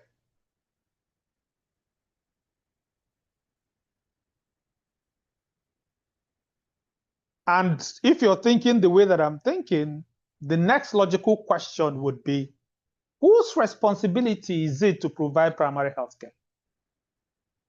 And I'm asking this now as a question to people, and I want like maybe 2 or 3 people to tell me, whose responsibility is it to provide primary healthcare in Nigeria before we even start talking about financing of it? Can I have 2 or 3 people respond? Whose responsibility is it to provide primary healthcare in Nigeria? The government. Okay. Which government? Sorry, The which state state? government. Okay, the state. What state are you from? Okay, I'm from Benue. You're from Benue State. So what? You live in Yes, sir. Makurdi or somewhere outside of Makurdi? Okay, from Makodi. You're from Makurdi. Because I worked in Benue. I worked in several places. I've worked in several places in Benue. Okay, so you say it's the state government. Fine. Okay, happiness, Ugu. Whose responsibility is it to provide primary health care? Happiness, you will have to unmute yourself. I can see your happiness. Can you speak? Yes, I would say it's the local government. Okay, the local government. And which state Yeah. are you from? I'm from Enugu. Enugu. Which local government in Enugu? Enugu South. Enugu South. Okay, so really it's inside Enugu town. Okay. Yes, So and you I'm said it's living. local. You're living where? I'm living in my village, Okay, in Enugu South. What's the name of your village? Ugwaji. Ugwaji. Okay. Okay, fine. I've also worked in Enugu. Okay, so let's take Jamila, then Douglas, and I can continue. Jamila? Yeah, good evening, everyone. Yep. I feel the responsibility lies on the government, both federal, state, and local governments. They Okay. all have responsibility to provide primary health care to the citizens. Yeah. Okay, and which state are you from? From Kano State. Really? Yeah. Okay, so let me make a statement, and you can tell me whether you are whether. Okay, so Nija King Kano ni. Hi, Jack in Kano. So say I grew up in Kano State. Oh, that's nice. I grew up in the first 70 years of my life, Kano State. I went Oh, to wow. Yansanda Primary School in Tudunwada. You doing Then well I went there? to Yeah. Amide. I went to Amide Secondary School. Oh my God, I went to Amide as well. Really? Yes. Okay. I left Amide a long time ago, 1989. Wow. Yeah. Okay. I left 2002. Oh, interesting. Small world. Okay. All Yes, right. sir. So you say it's federal, state, and local government. Okay. Thank you, Jamila. My Okay. pleasure. Yeah. Who is the fourth person? Douglas, right? Yes, please, Douglas. Okay. Go ahead, Douglas. Whose responsibility is it to provide primary health care? The other person actually answered, but I feel the local government does more of it because local government plays the responsibility of providing healthcare through the PhD department. So as it is now, the support will definitely not come 100% from the local government. It will come from the state, and the state again will definitely not get 100 to come from the federal. So I feel it's the three arms, the state, the local government, the state, and the federal, but through the PhD department, like the primary healthcare department. Okay, so Douglas, what state are you in? From Kaduna. What state are you from? Sorry. Kaduna State. Okay, Kaduna State. Where in Kaduna? From Kaura, local government. Kankara, okay. Okay. No, Kaura local government. Okay, Kaura. Yes. Oh, Kaura, okay. All right. Okay, thank you. Okay, fine. Okay. Really grateful to four of you that, made contribution. The first person, state, second person, local government, third person, federal, state, and local. And also Douglas also said federal, state, and local government. But let's look at what the law says. Based on the Constitution of Nigeria, health is on the concurrent list, concurrent legislative list. Now, this is a highfalutin word, concurrent. What does it mean in reality? What it means is that every level of government has its core responsibilities for healthcare delivery. The federal government, so national policies, international health regulation, and tertiary hospitals, and that's it. State governments oversee policy implementation within their state, policies that they have adopted from the federal, and also secondary care, which involve general hospitals and specialist hospitals, coordinating that with local councils. Local government has the core responsibility for primary health care in Nigeria. And this is the law, right? So what this tells you is that when we say that health is not well financed in Nigeria, first of all, which of the healthcare are we talking about? Are we talking about tertiary, secondary, or primary? So that we can know who to hold accountable. And this is why I like, for so many years, I've emphasized this.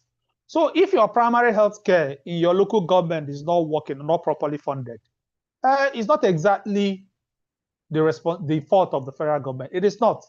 It's not even the fault of the state government. Why? Because if you look at the way that money, revenues that the federal government generates is shared, federal gets theirs, state gets theirs, local government gets theirs.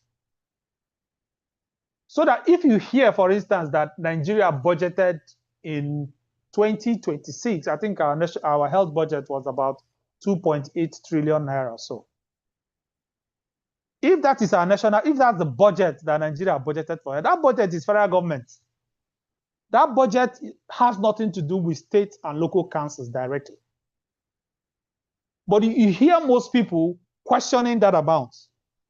But very few people question their state government or their state governors and the local government chairpersons. Very few people question the non-functionality of local councils in Nigeria.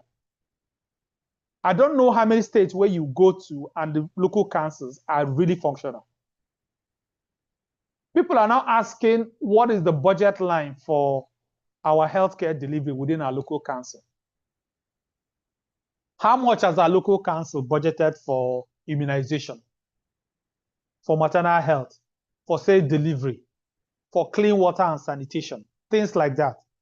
People don't ask that question. And I think partly is because there's a misunderstanding of whose responsibility it is to provide what.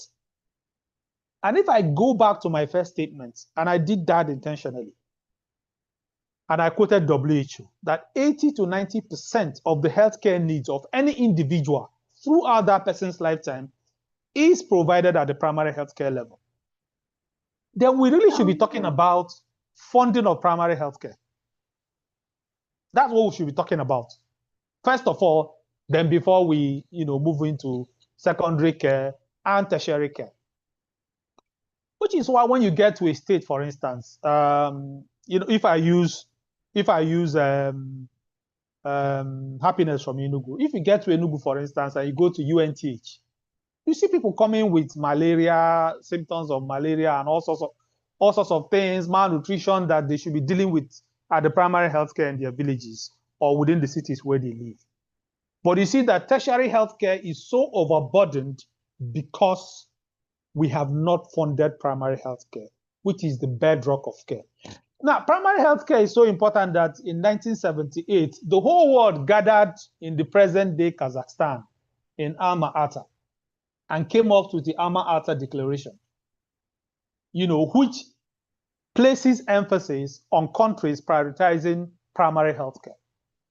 So the question is, more than close to 50 years ago after the Alma-Ata Declaration, why are we not prioritizing primary healthcare, right?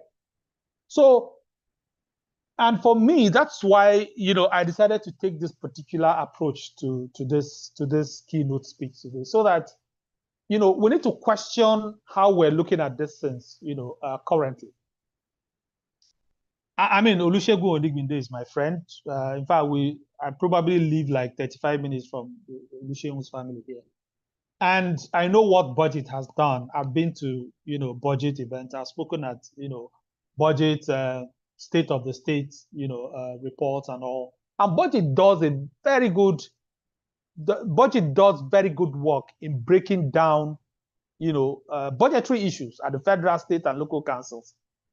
In fact, budget does so much good work that you can actually go and sign up on budget website to know what your own local government is getting, what your own representative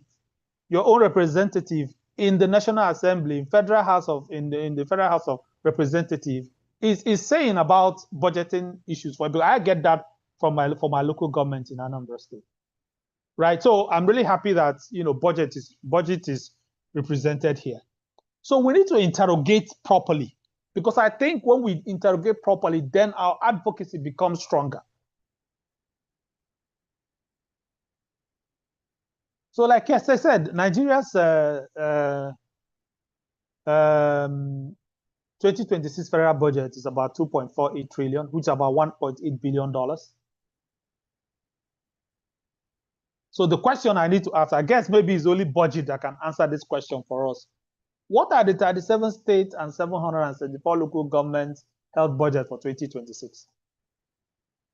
Because like I said, this amount that federal government's budget is for federal government, is for policy, is for international health regulation, is for tertiary hospitals, specialist hospitals under the Federal Ministry of Health. It has nothing to do with the states.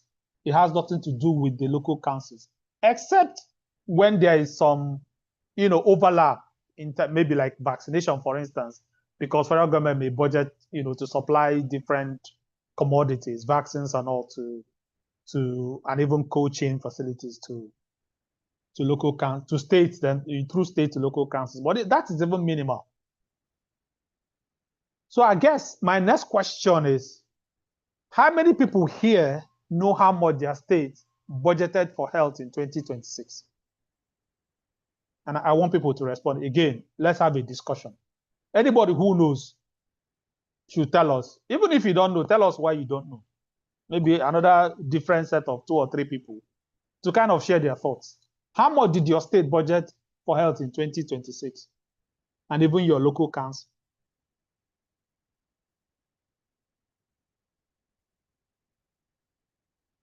Anybody? This is really an interactive session, which is the way I prefer. Maybe I should look at the chat box, which is the way I preferred my sessions today. Does anybody know, or does anybody wants to just guess, or just share your experience with, healthcare delivery in your state? Anybody? Okay. I can't. IBB, go ahead. Okay. For Sokoto, I think it was around 400 million. It was published on the website, I think, at the beginning of the year. Although they categorize it into 2, there's one for maternal and reproductive health, that is capital, and they put one recurring activities that was around, I think, 300. One was 400 million and one was around 365 million or so. Okay, thanks, IBB. So 400 million is about, that is just about, if I convert it to dollars, that's just about $260,000. 266, yeah, $260,000, yeah. That's, again, that's assuming that's a comprehensive budget, but I hear you. You said there's one for maternal health and the other one there. But thank you for sharing. Okay, Asmau, go ahead. Yeah.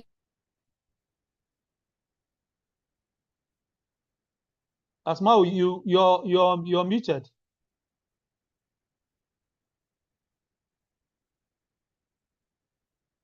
Sorry. Yeah. Good evening, everyone. So, for Sokoto State for 2026, the budget for the health sector is about 16%. It was about 16%, 122 billion or so. Okay, about 122 billion. Yes, sir. Okay. Okay, thank you, Asmau. All right, Muhammad Mubarak.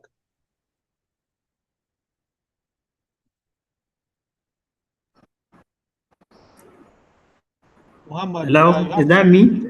Yeah, go ahead, Muhammad. I can hear you. Good evening. Yeah, good evening. Oh, okay. Thank you.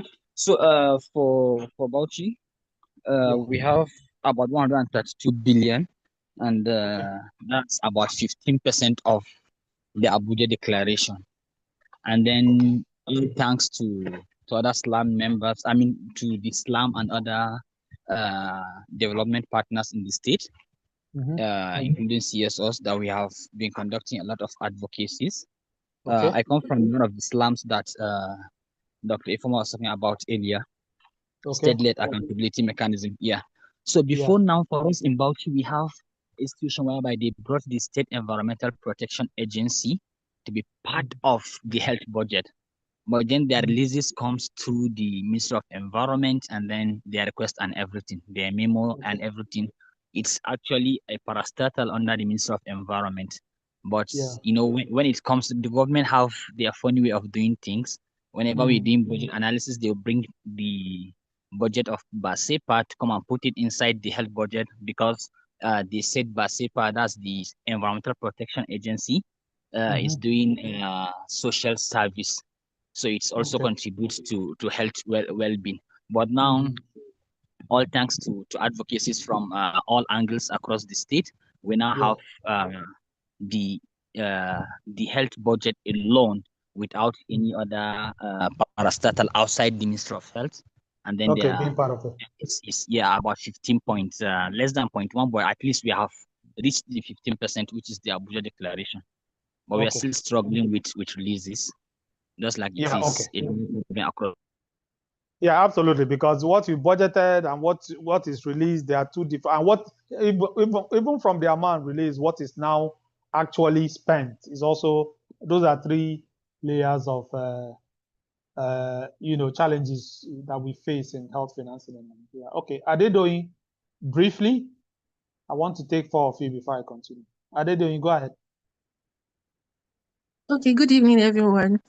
Okay, so for your states, 7.94% from the total budget was budgeted for health sector, which is 70.85 billion naira for health in your state. Okay. All right. Thank you, Adedoyin. Khalid?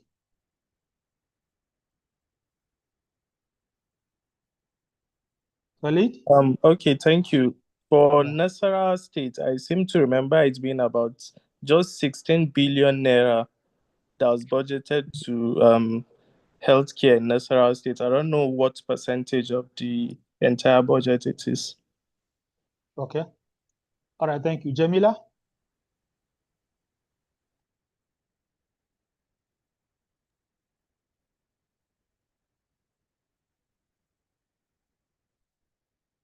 Jamila?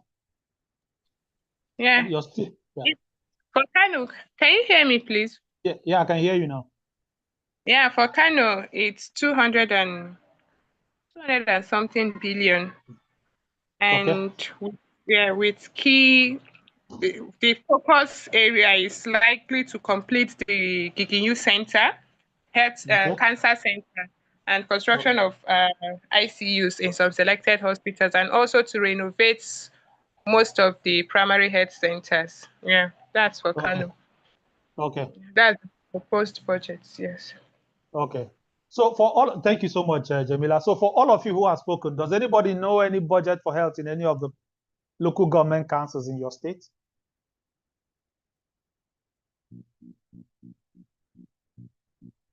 Does anybody know budget for your own local government council, either local government council where you live or the local government council where you're from? Okay, so I asked these questions just to show you that. Okay, Asma, go ahead. Yes, sir. So I wanted to say that for Sokoto State, and I believe, because I've searched quite a number of times, there isn't any publicly listed or published budget, say, for any local government currently for health. Okay, all right, thank you. But is that not shocking? Because if we're going to hold our local government councils accountable, surely we need to have something to start from. Something to say, okay, this is what you've budgeted. Is it enough? Where are we going to get the money? How are we going to fund it?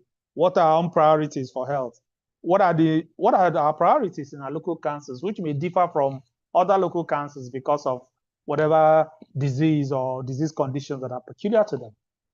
Okay, Happiness, go ahead before I continue. Okay, can you hear me, sir? Yeah. Okay, I wanted to say that that is where the problem is. Like, there is no accountability structure, there is no documentation about the budgets made by the local government, by the local government chairmen, and hence that is why the communities, the primary healthcare centers are not being taken care of. Unfortunately, I'm living close to the primary health center of my community, and that building has been that way ever since I was in secondary school till now. And the only thing that is functioning there is immunization, which happens like once in a while, and that's so disheartening. So I want to say that what I wanted to say is that that is where the problem is. There is no structure, there is no accountability, and hence the money, we can't hold, we can't guess where the money is going to. Thank you. Yeah. All right. Awesome. Thank you so much, Happiness, and thanks to everybody who has contributed. And I think this is really to Happiness's point. That is where the problem is. And if we go back to my first statement, 80 to 90% of the healthcare needs of an individual throughout that person's lifetime can be provided at the primary healthcare level. So we shouldn't be talking about health financing if we don't know what our what our local government councils are budgeting for health, if they even have any budget for health. To me, that is the next level of the advocacy that this community should begin to shine the light on. The federal, we know we can make all the noise we want to. The state, you guys are aware of. But the question is the primary healthcare. And also a major takeaway, for me, I want you guys to go away with today is that what this means is that if you're talking about Nigeria's budget for health, we know the federal. We need to add all the state budgets. Then we need to add all the 774 local government health budgets for us to have a fair idea of what Nigeria is budgeting for health. Focusing on only what the federal government budgets and says that is Nigeria's budget is incomplete. In fact, it is illegal because I've quoted the Constitution for you. In the Constitution, health in Nigeria is on the concurrent list. Every level of government, federal, state, local councils have their core responsibilities and they must budget for it. So my challenge to you guys is the next level to shine your light on is local government councils and their budgets for health. And based on the guy from Bauchi, I've forgotten your name, but you mentioned that previously part of the health ministry was having the environmental sector, as part of their budget. And that's understandable because we really cannot talk about healthcare delivery without talking about the social determinants of health. One of the social determinants of health is sanitation, the environment, water, nutrition. Those are social determinants of health. So there should be some synergy between those two ministries, to ensure that there's no overlap, and and I'm happy that's already happening in your states. So I'll be rounding off with my last slide, and so that we can have any other questions, Q&A for the remaining time that I have.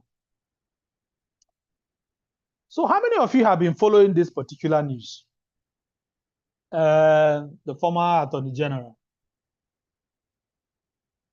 He has forfeited, property estimated to be about 213 billion naira. That's about $155 million. One person. And I've written different articles, and for every article that I write to talk about financing of health financing across Africa, I have always mentioned corruption. We cannot say we are financing health or social services when there's so much rampant corruption across the sector. So think about it. For your state, I think one of the states said they budgeted, I think it was Sokoto or either Sokoto or Bauchi, budgeted about 200 billion naira for your health ministry. Now, that is what one man stole. This man, former Attorney General and Minister of Justice. Another way I want you to look at this particular news article is to say, this man actually stole the budget for our health ministry. If your state budgeted 200 billion naira as 2026 budget for health, this man stole your health ministry's budget. Because part of any advocacy for healthcare finance must include accountability and holding people to task. This is it. This is one. Then look at the second one. I don't know how many of you have been following this again on social media. First of all, I don't know who it was who called out this particular line item, that the deputy speaker added about 1 billion naira, to the health budget, to churches in his community in Bende, in Abia State. His spokespeople came out and said, no, it's not 1 billion, it's 780 million naira. Now, what was that for? To buy musical instruments for churches in Bende to help curb narcotics, sexual offenses, and violent crimes among young people. This is what the Deputy Speaker of the Federal Republic of Nigeria has inserted in that budget. So because I like the concept of opportunity cost. And in simple terms, what opportunity cost speaks to is that if you're not spending money on something, then you're spending it on something else. So the question we should ask ourselves is that this 780 million naira this man put in the budget for musical instruments for churches to curb narcotics, sexual offenses, and violent crimes among young people in Bende, in Abia State. If we use this money to improve nutrition for children under 5 in Bende, what do you think will be the impact? This is a question. This is to me, these are some of the ways to interrogate some of these, cases of corruption that come up in Nigeria. Then the third one, outrage as Tinubu-led Nigerian government allocates 22.15 billion to build, renovate 106 palaces nationwide.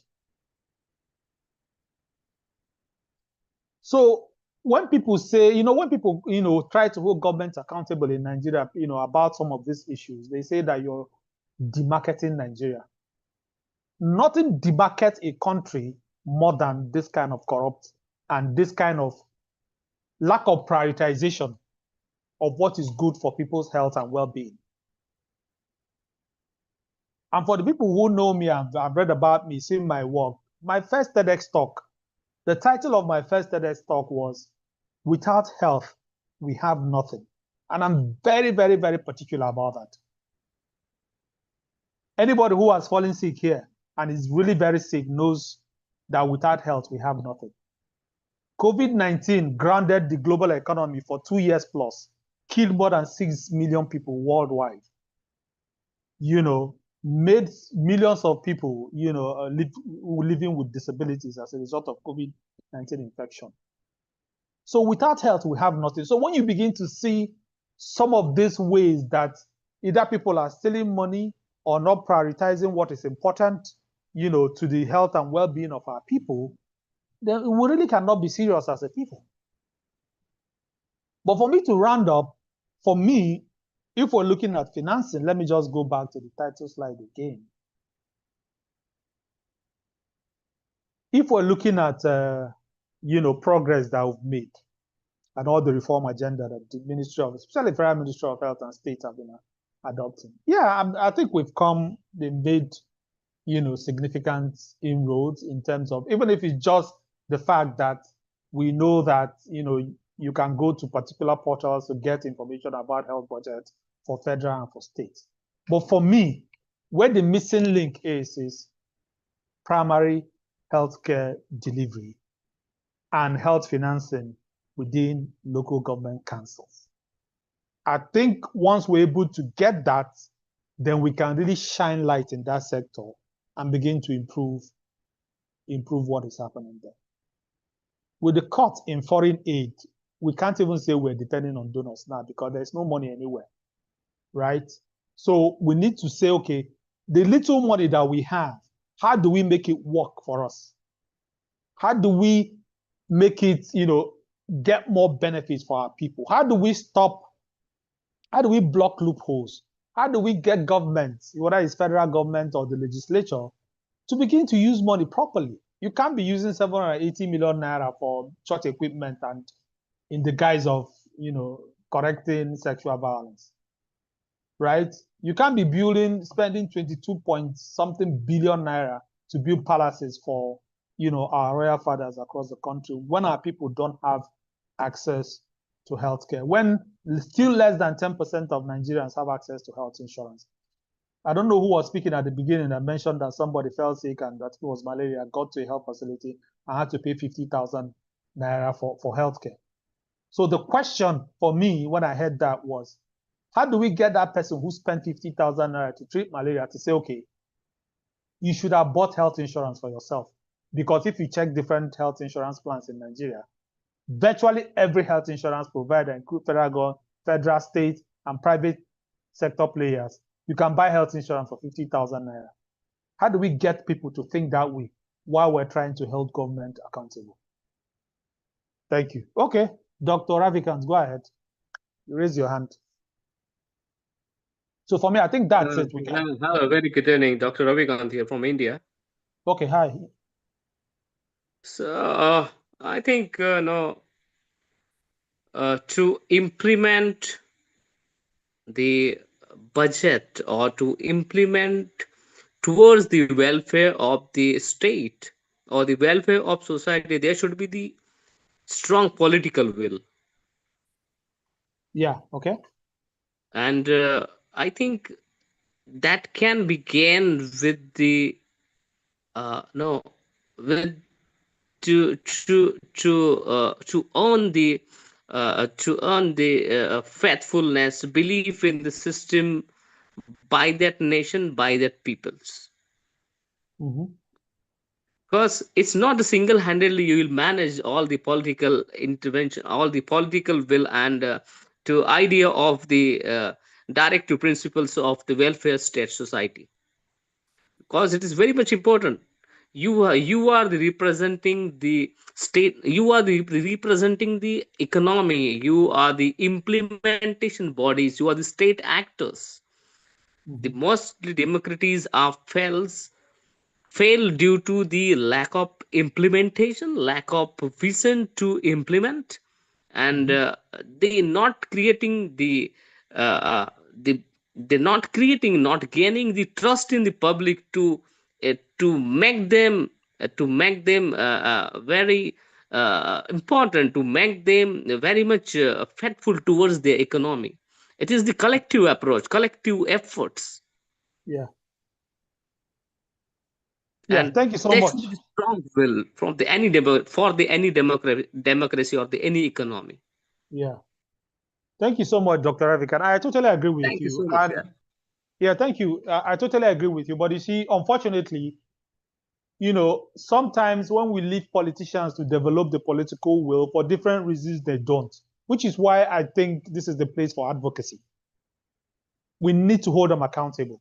We need to point out we need to get to a point where politicians in our own climes begin to see that, look, the office of the citizen, which is something Budget talks about a lot, is the most important office of the land. And that is when some of this political will flow naturally. But as it is now, they are still behaving as if they don't owe us anything.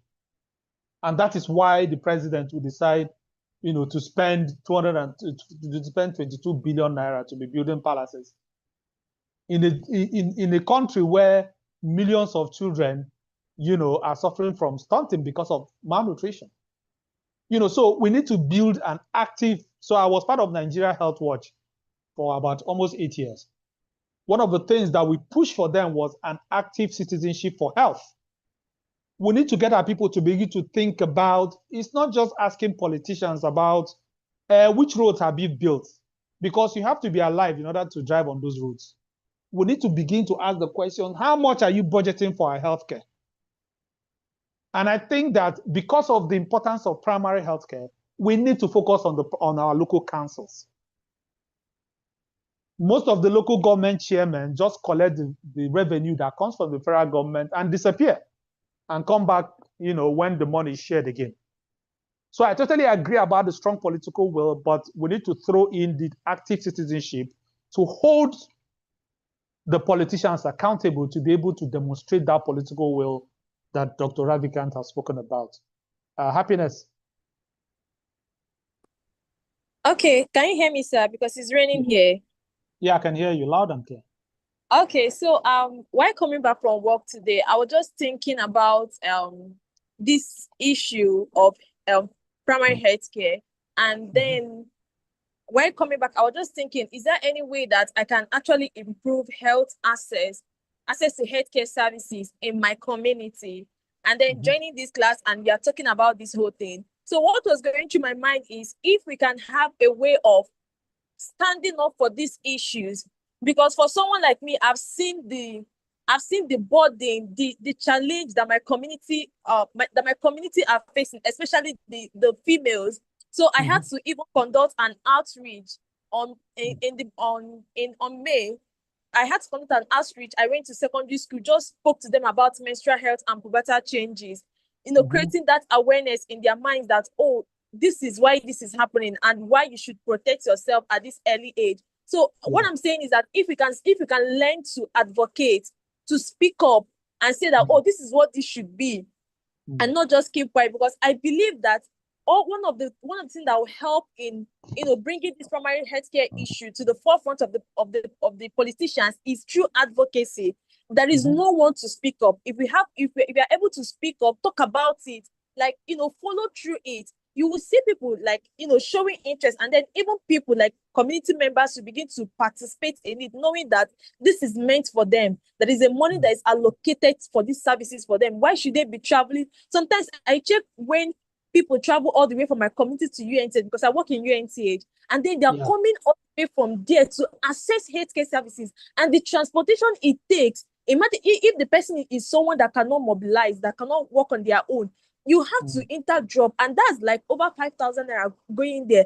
And one of the instances, one of the challenges that we face these days, that you see patients telling you that why they are not coming for their home, that their session is because the transportation, they spend like the money they should use for consultation for transportation, and it discourages them that most of them stay at home, and then they end up dying, or end up dying because of the sickness. So I believe that this is something that we have to speak up. Advocacy, I believe so much, will go a long way to help in this. Thank you, sir. Awesome. Thank you so much, Happiness. I mean, I'm totally with you. As you were speaking, I just did a quick search. What's the average amount a local government in Nigeria receives every month? And what I got is that an average amount, an average of 500 million naira to 750 million naira monthly. Some local governments will receive as low as 320 million naira per month, but very highly populated local governments receive about 2.5 billion naira a month. Local governments. So local governments like Enugu South, for instance, may be getting up to 1 billion naira every month, but nobody's asking the question. So I totally agree with you. So we need to build a coalition, to keep, or rather this coalition here, because just looking at the people here, we need to say, okay, how do we take this advocacy, this torchlight to the local government councils? Because their responsibility is primary healthcare. And the most important part of healthcare delivery, like I've shown you from WHO, is primary healthcare, which falls within the purview of local government council. So we need to find a way of getting that as part of the advocacy, so that way, at least we can have some meaningful shifts in the kind of provision, healthcare provision that people do. Just think about it. This is one of the data that blows my mind anytime I look at it. If you want to reduce under 5 deaths, you need to deal with malnutrition, because 45 to 50% of the causes fall under of under 5 deaths are related to malnutrition. So even if the local government says, okay, this is how much we budgeted, we focus on nutrition for this first year, it will make a huge impact in the well-being of children and by extension their families, right? So I think I'm going to stop at this point, except if there are other questions, but let me just hand over to the moderators of this session. Thank you guys for, again, inviting me and making this a very engaging session. Thank you so much, Dr. Ife. Let's just give him a round of applause. the session has been informative. It's been eye-opening and even interactive. And thank you for everyone that has just taken time to respond. I know that some of us who are like from other countries, maybe we would have looked at this, but I've also just been, as you were asking the questions, I'm also asking myself, do I really know the budgetary allocation in my county, in my country? And thank you so much. That has really been eye-opening. And yeah, is there any question before we wrap it up? And I just want to even reiterate what the doctor from India, Dr. Ravikant, said. He mentioned something about not social, but rather political will, which is very important. And Dr. Ife also said that we still need to hold them accountable, very true. And also, like, as we are also taking up these positions, I feel like it's better sometimes when I see happiness as one of the leaders in their local government or the state or federal government, because I believe that since you have such a passion, you have seen the challenges, you understand advocacy, given such positions, you would be able to even deliver better. I've just been thinking, out of the box, that power is very important. And when we have influence, in as much as we are advocates, there's a lot we can do. But I believe the more we take up the right positions, the positions of influence, we are able to now make these things we are saying. Because sometimes I feel powerless in advocacy at times whenever things don't result as we desire. But I believe the more we speak, the more we are knocking on this wall, it will crumble down. But also make sure you're also getting yourselves in those spaces. Okay, so let me see. Is there any question? As we please continue giving our flowers to Dr. Ife. Let me see. Any question?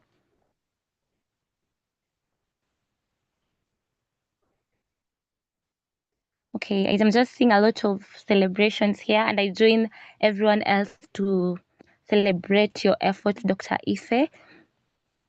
I feel like the question I wanted to ask, I have just already worked it out in my mind, because I wanted to ask more on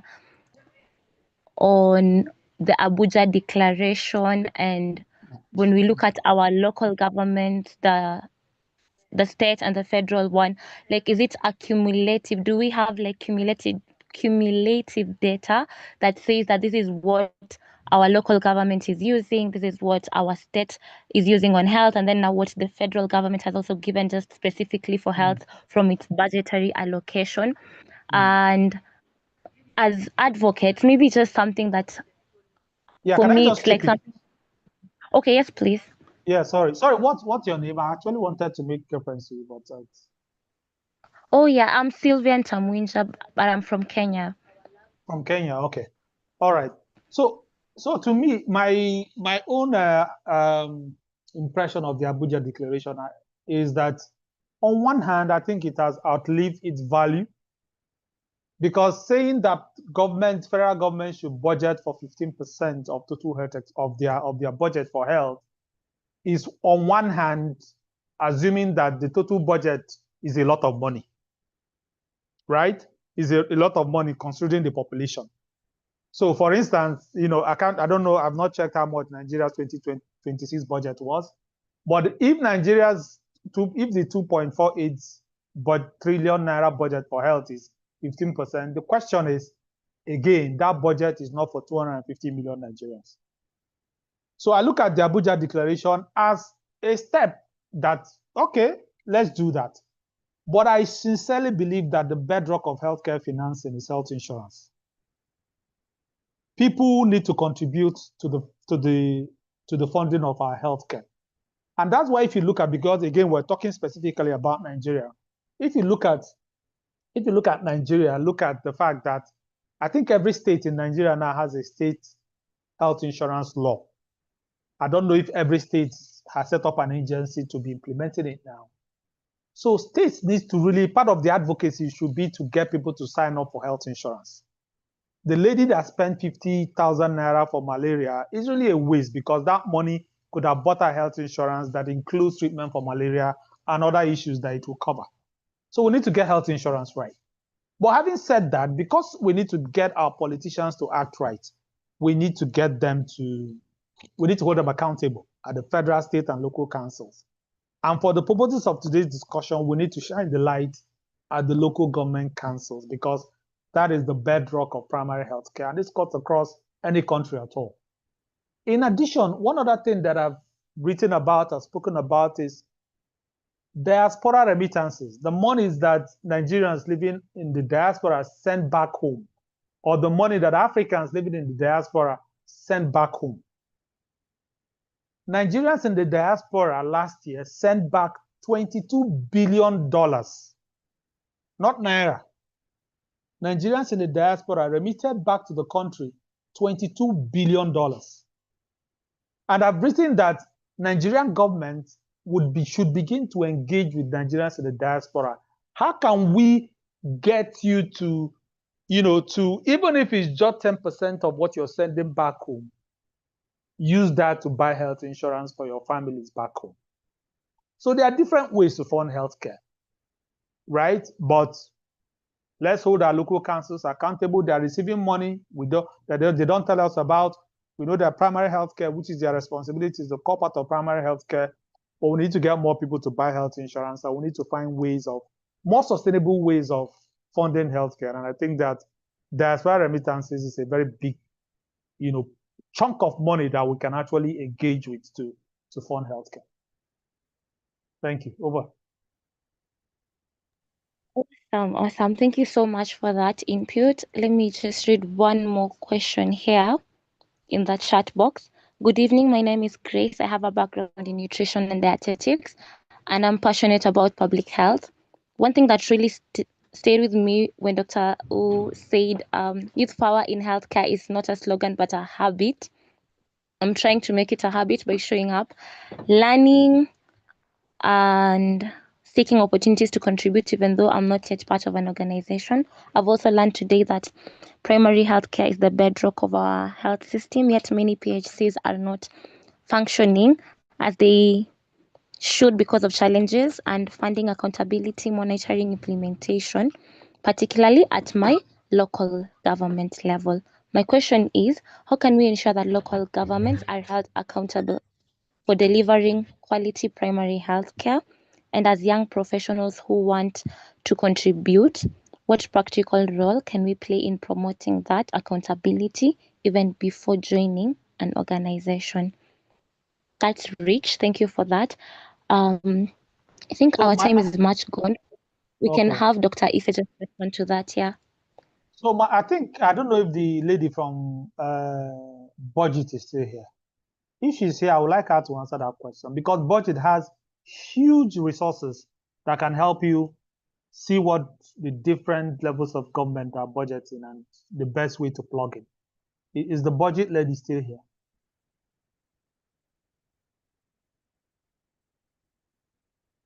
Okay. Maybe she's come. But my answer to that is that look at the peculiarities of your local council. I think the easiest way for you to begin to make some good trouble is using social media. So if you go to your local government council, go to primary health, for instance, Happiness had shared that the local government, the PAC close to her has been that way, dilapidated for years, only once in a while. Take a picture of it, do a video, post it on social media, right? And use that as the content for you to ask questions. Why do we have this kind of thing here when we don't know okay, so that's Dr. How do you pronounce your surname? Dr. Bio. Oh, no, let me not destroy your surname. Go ahead. I think that's the lady from budget.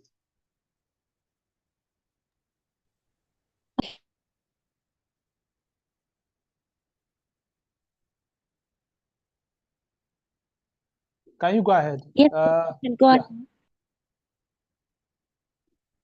Okay, maybe she's having connectivity. So her name is Dr. Davis Mbayebele. I think she left the call already. So I don't know if any of our colleagues are here. Okay. I can see her hand is raised though. At least Dr. Bayobele's hand is raised. I don't know if it's maybe that's why I called on her. Yeah, but yeah, so I think for me, I think the fastest and quickest way is social media, record videos, take photos, go and share it. Go to budget website, go to tracker website, tracker.ng, go to data fight. These are different organizations that are using, doing the kind of work that budget is doing, in order to and you see what's available so that if you see that a local government receives social amount this particular month, where is it? What is happening? Why do we have a very dirty, non-functional PAC when we receive this amount for the month of June, and use social media to do that? Then, of course, there's a community here. You can partner with different organizations and other individuals, to help, create a community of holding people accountable. Over. Hey, I feel that this discussion keeps on going and going, but so far I believe we are all learning a lot.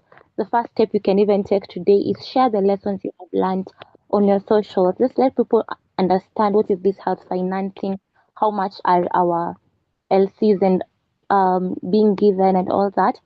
And I believe that's our first step as we keep on engaging and with the different stakeholders. Let me give Dr. Ufoma to say something.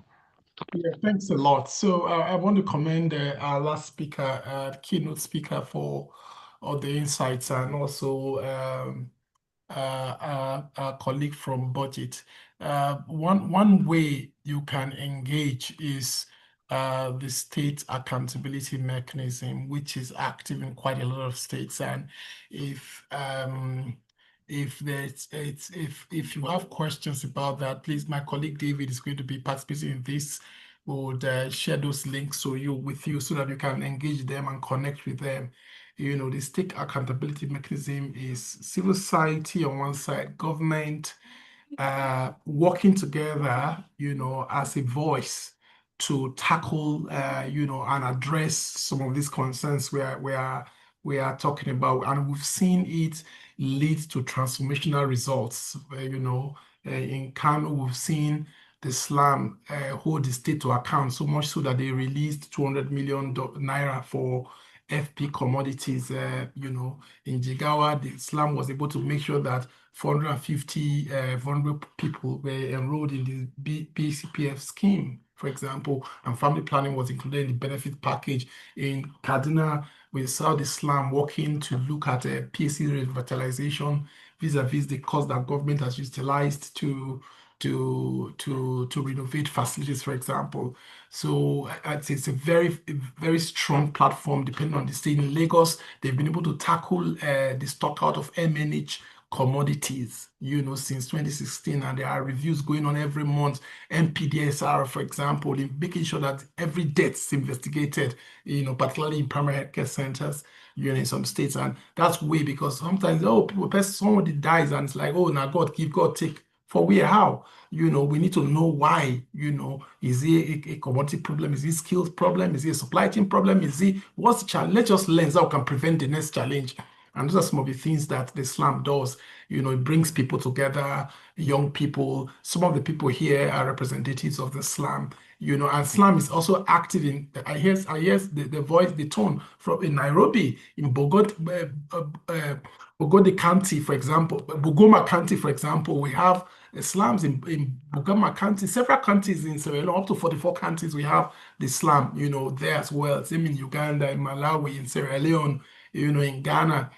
Because somebody needs to, like we're all saying, somebody needs to be interrogating and asking the question, not just at upstream level, but like I said, at individual level, at the local government level. We must ask questions because that's where the action is at community level. What is our take?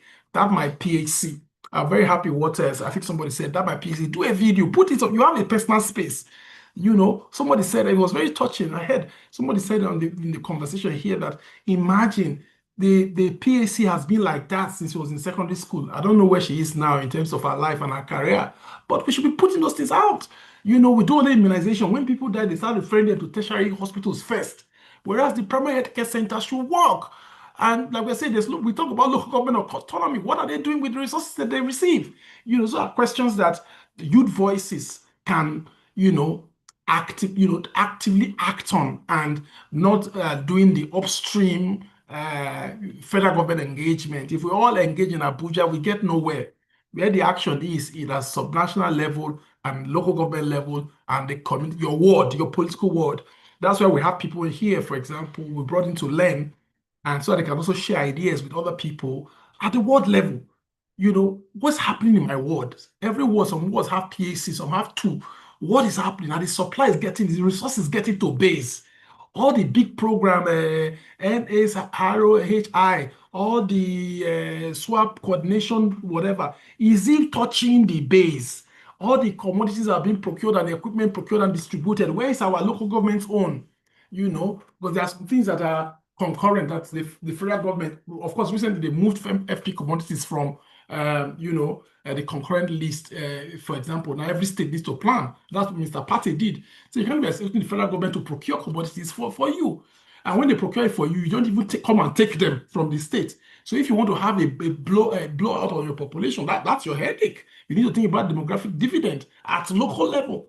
So what I would say in essence is that some of these platforms exist, and what we hope is that all of us together as a movement, whether it's this youth group or your local community, or you want to connect with anyone, or look for it. If you're in Kano, you are in Jigawa, you're in Yobe, you are in Gombe, there's Gosam, there's Yovam, in Niger, there's Nisam, they're in Lagos, there's Lasam. Just connect and they'll be happy to welcome you, add your voice. If it doesn't exist in your state, just 2 weeks ago, we inaugurated in Taraba, we reactivated, not inaugurated, we reactivated because it was there before, but we had to reactivate it. So that's what I would say for now. And let's keep learning together. I think that's what a community of practice does. You're a cohort now. Be this cohort for youth transformation and leadership for health in our communities. Thank you. Wow, that's so beautiful. Thank you so much, Dr. Obi. Can we just clap for him? And I would like us to hear from Dr. Bayobele, then Yes, please. before I hand over. My sincere apologies. I got thrown out of the meeting, but thank you, Dr. Obi. And I think he said a lot about the work we're doing, but leveraging on what he has said is to also provide us that we have an accountability system that is digital. So we have the PHC tracker, www.phctracker.org, that citizens can engage with and provide feedbacks on the state of their primary health care. And we will be glad to take up the conversations with that. And what we've done with that is also leveraging on the information that Dr. B had shared, seeing also how we're able to build capacities for young persons to also engage from a data-driven perspective, and then also how to steer advocacy conversations that look at inclusion and participation.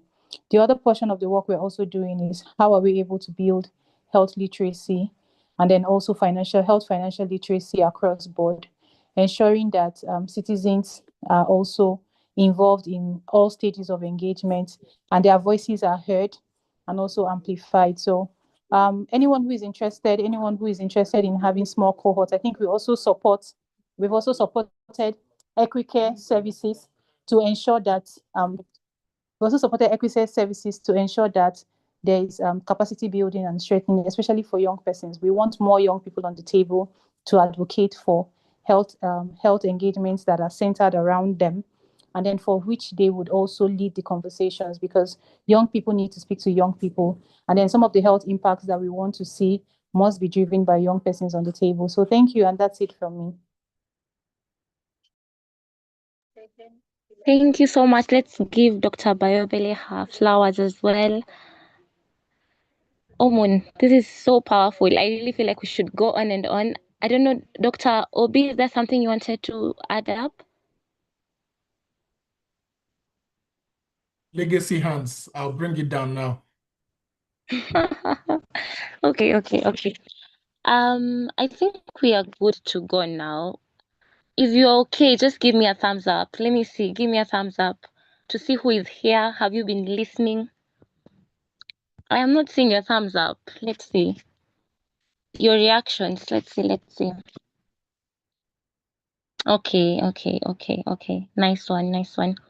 So I am personally I don't know how to put this word, but my mind is mind blown with the kind of information we are having here, the kind of impact the young people are doing. And now I believe if you didn't know what to do, you have a first step. You have communities to network with. We have a whole community in our WhatsApp. Let's keep engaging, know where everyone is from. You can see what you can do for your local government, the state government, and even the federal government, and from our end, our counties and our national government. And so, yeah, I feel like I don't want to dilute what has been shared. I would want to give back the microphone to Mercy. Mercy, are you in?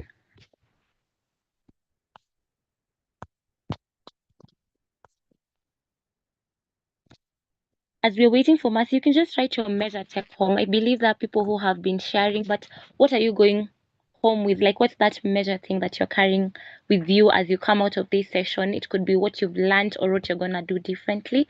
Let's have that in our chat box.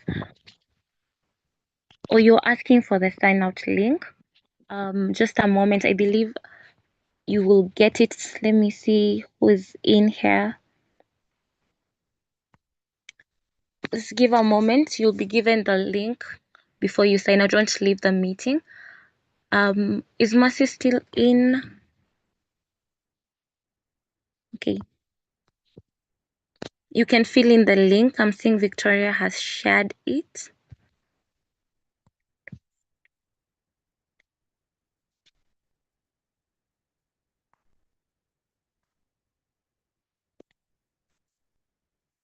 We can be signing off.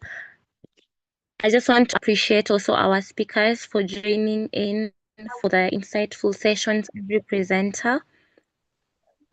This would not have reached this far without you, even our sponsors. We are grateful for making this a reality.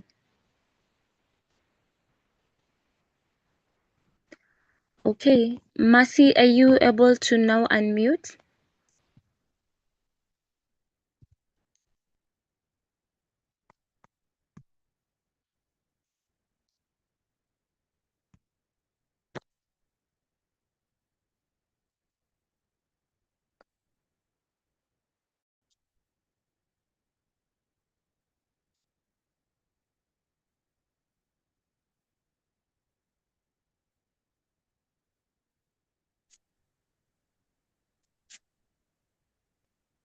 Okay, let me see. I hope I didn't make a question. Let me see.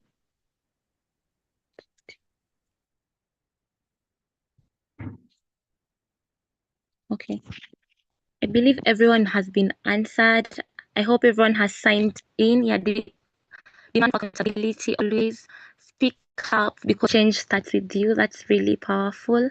This thing called accountability, I hope we will be able to follow up with it and be able to put enough pressure for our leaders to just make the right decisions at this point.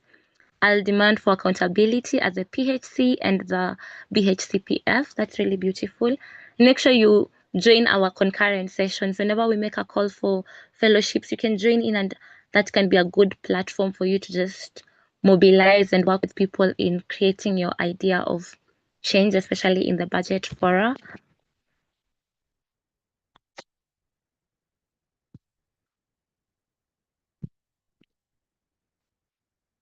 Any more? Let me see that. Let me read the final two comments.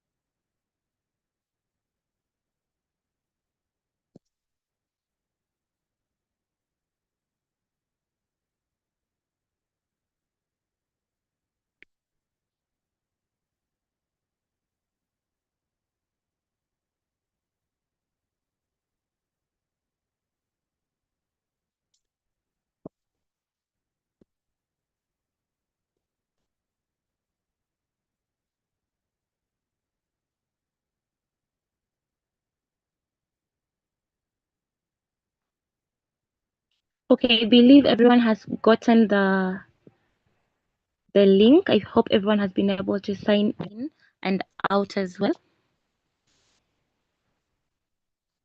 in case of any challenges, just put it in the chat box kindly.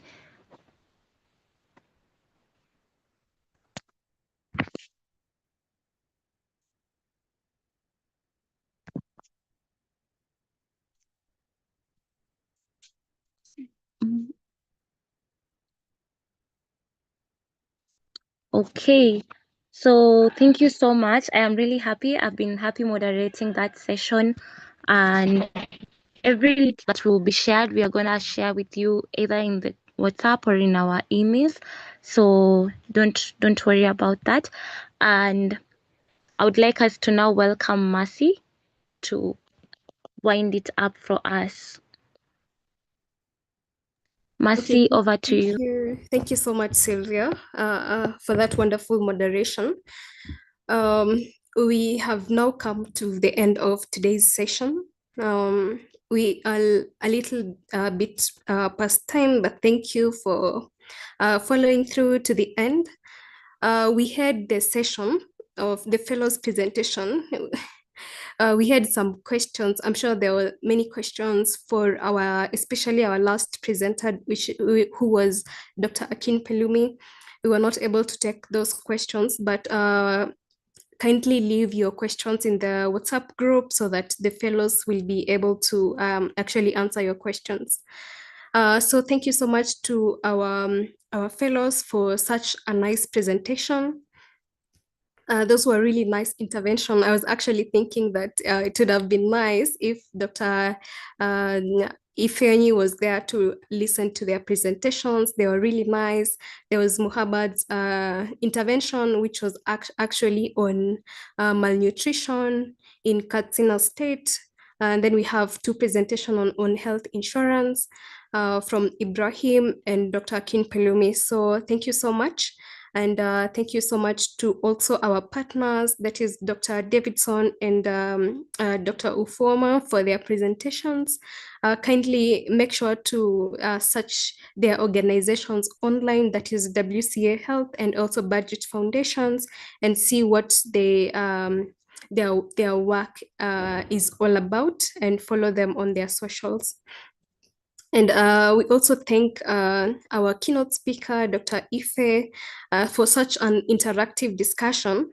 I'm sure participants who are not from Nigeria, you can still apply the same in our countries. Those who are from Kenya, from Tanzania, we have India, Dr. Ravikant, thank you so much for joining in. We also have participants from the DRC and some other participants. Sorry, I'm not able to mention all. Thank you all for joining. You can apply the same principles in your own country, know what is the budget for health, and even advocate, do healthcare financing advocacy even in your countries, and apply the same principles. So thank you so much for everyone for joining in. We have the last session tomorrow, which is day 2. We have amazing speakers are lined up for you, and I'm sure you do not want to miss the discussion that will be happening tomorrow.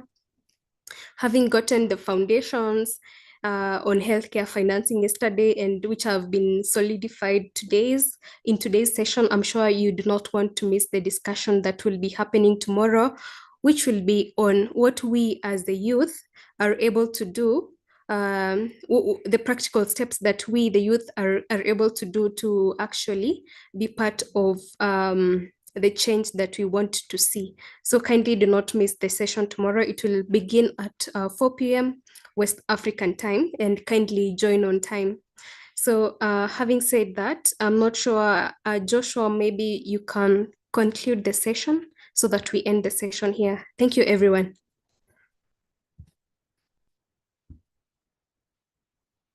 Joshua, can you wrap up so that we end today's session, kindly?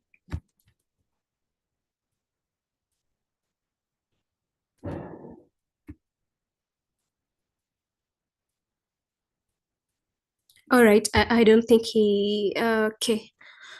All right, maybe we can end the session here. See you everyone tomorrow. Thank you for joining in.